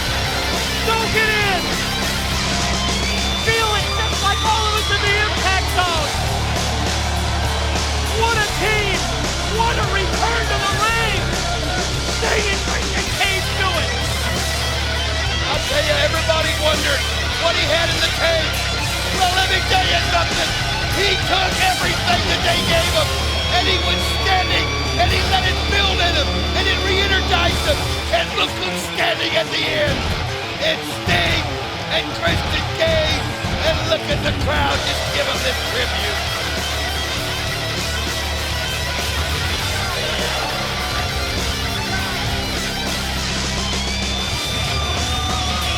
Absolutely incredible reaction for Sting's return to the ring. Don, you said it best. He did it. In my mind, he answered all the questions. And look at this right there. You see him holding that bat that destroyed. Or holding the guitar, I'm sorry, that was destroyed. Playing it. Jarrett can't believe it. We have witnessed the return of a legend.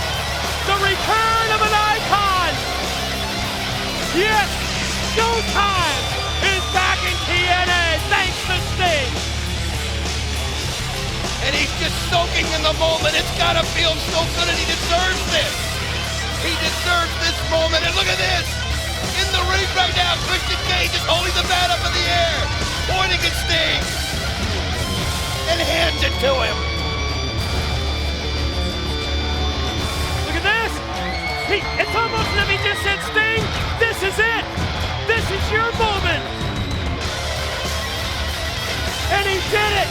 He answered all the critics. He answered all the questions. The face of TNA is changed forever. History is made at Final Resolution. Number 1. The debut of TNA Impact on Spike TV. There are moments that enchant us, inspire us, define us. Nights that validate a lifetime of yearning and the relentless pursuit of a dream. For these men, this is one of those nights. They are dreamers, risk-takers, adventurers, amazing athletes who have, until this night, toiled in fields of relative obscurity. Starting tonight, these emerging stars will toil in anonymity no more. The phenomenal AJ Styles is perhaps the greatest athlete ever to enter the ring. Tonight, the 3-time X-Division champion will show a whole new audience why he is in a world without peer. NWA Tag Team Champions, the Naturals, embody the very essence of TNA. Young, daring, and athletic, they continue to fuel the renaissance of tag team wrestling. And then there's Jeff Jarrett, the reigning NWA Heavyweight Champion.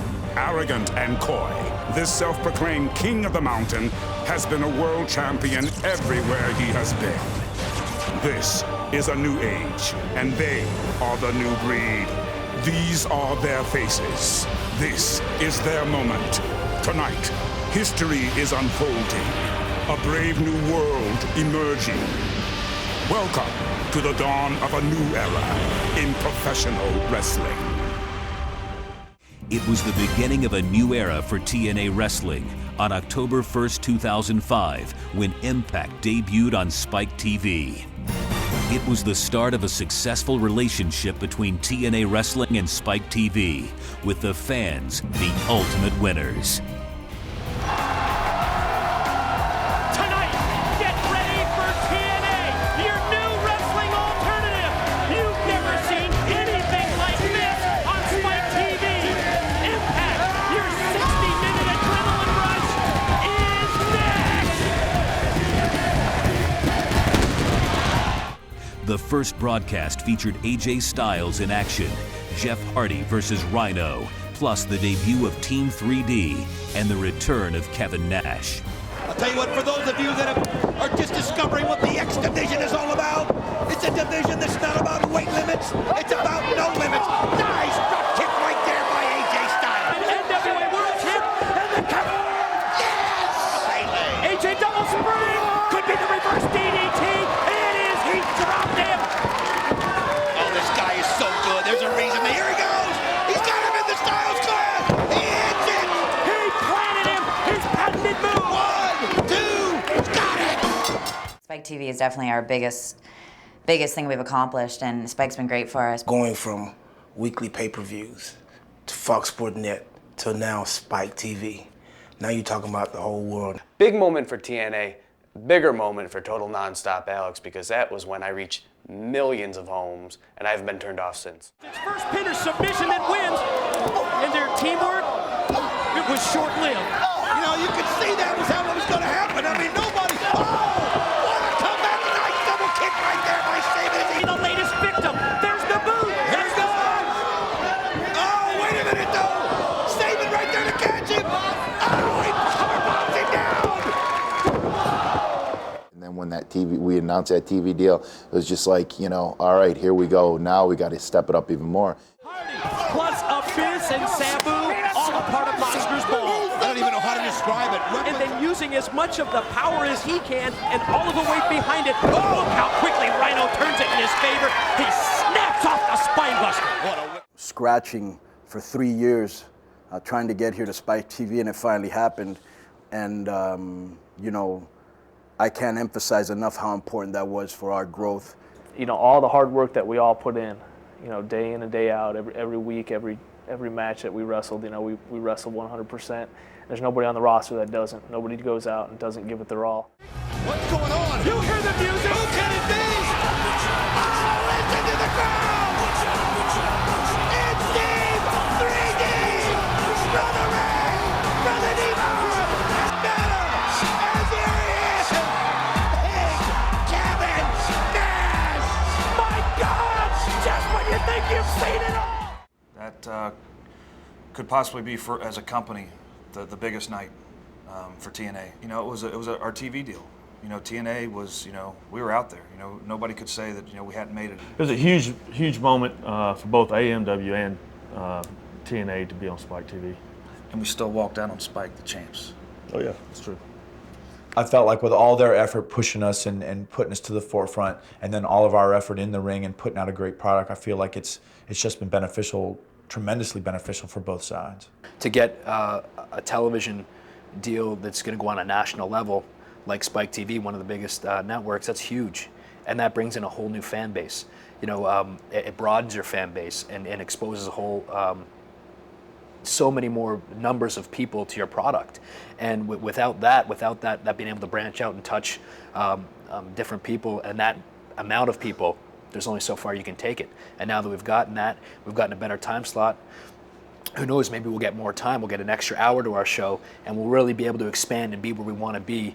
And I think it's all, at this point, baby steps, but I think TNA's headed in the right direction. I think we're the hottest commodity in this industry right now, and I don't see any reason why we should stop.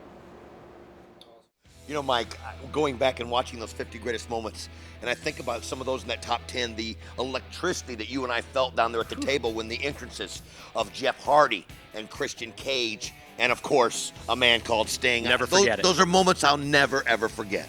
Don, we want to remind everyone to check out the full catalog of TNA DVDs. Go to our website, TNAWrestling.com, for all the information.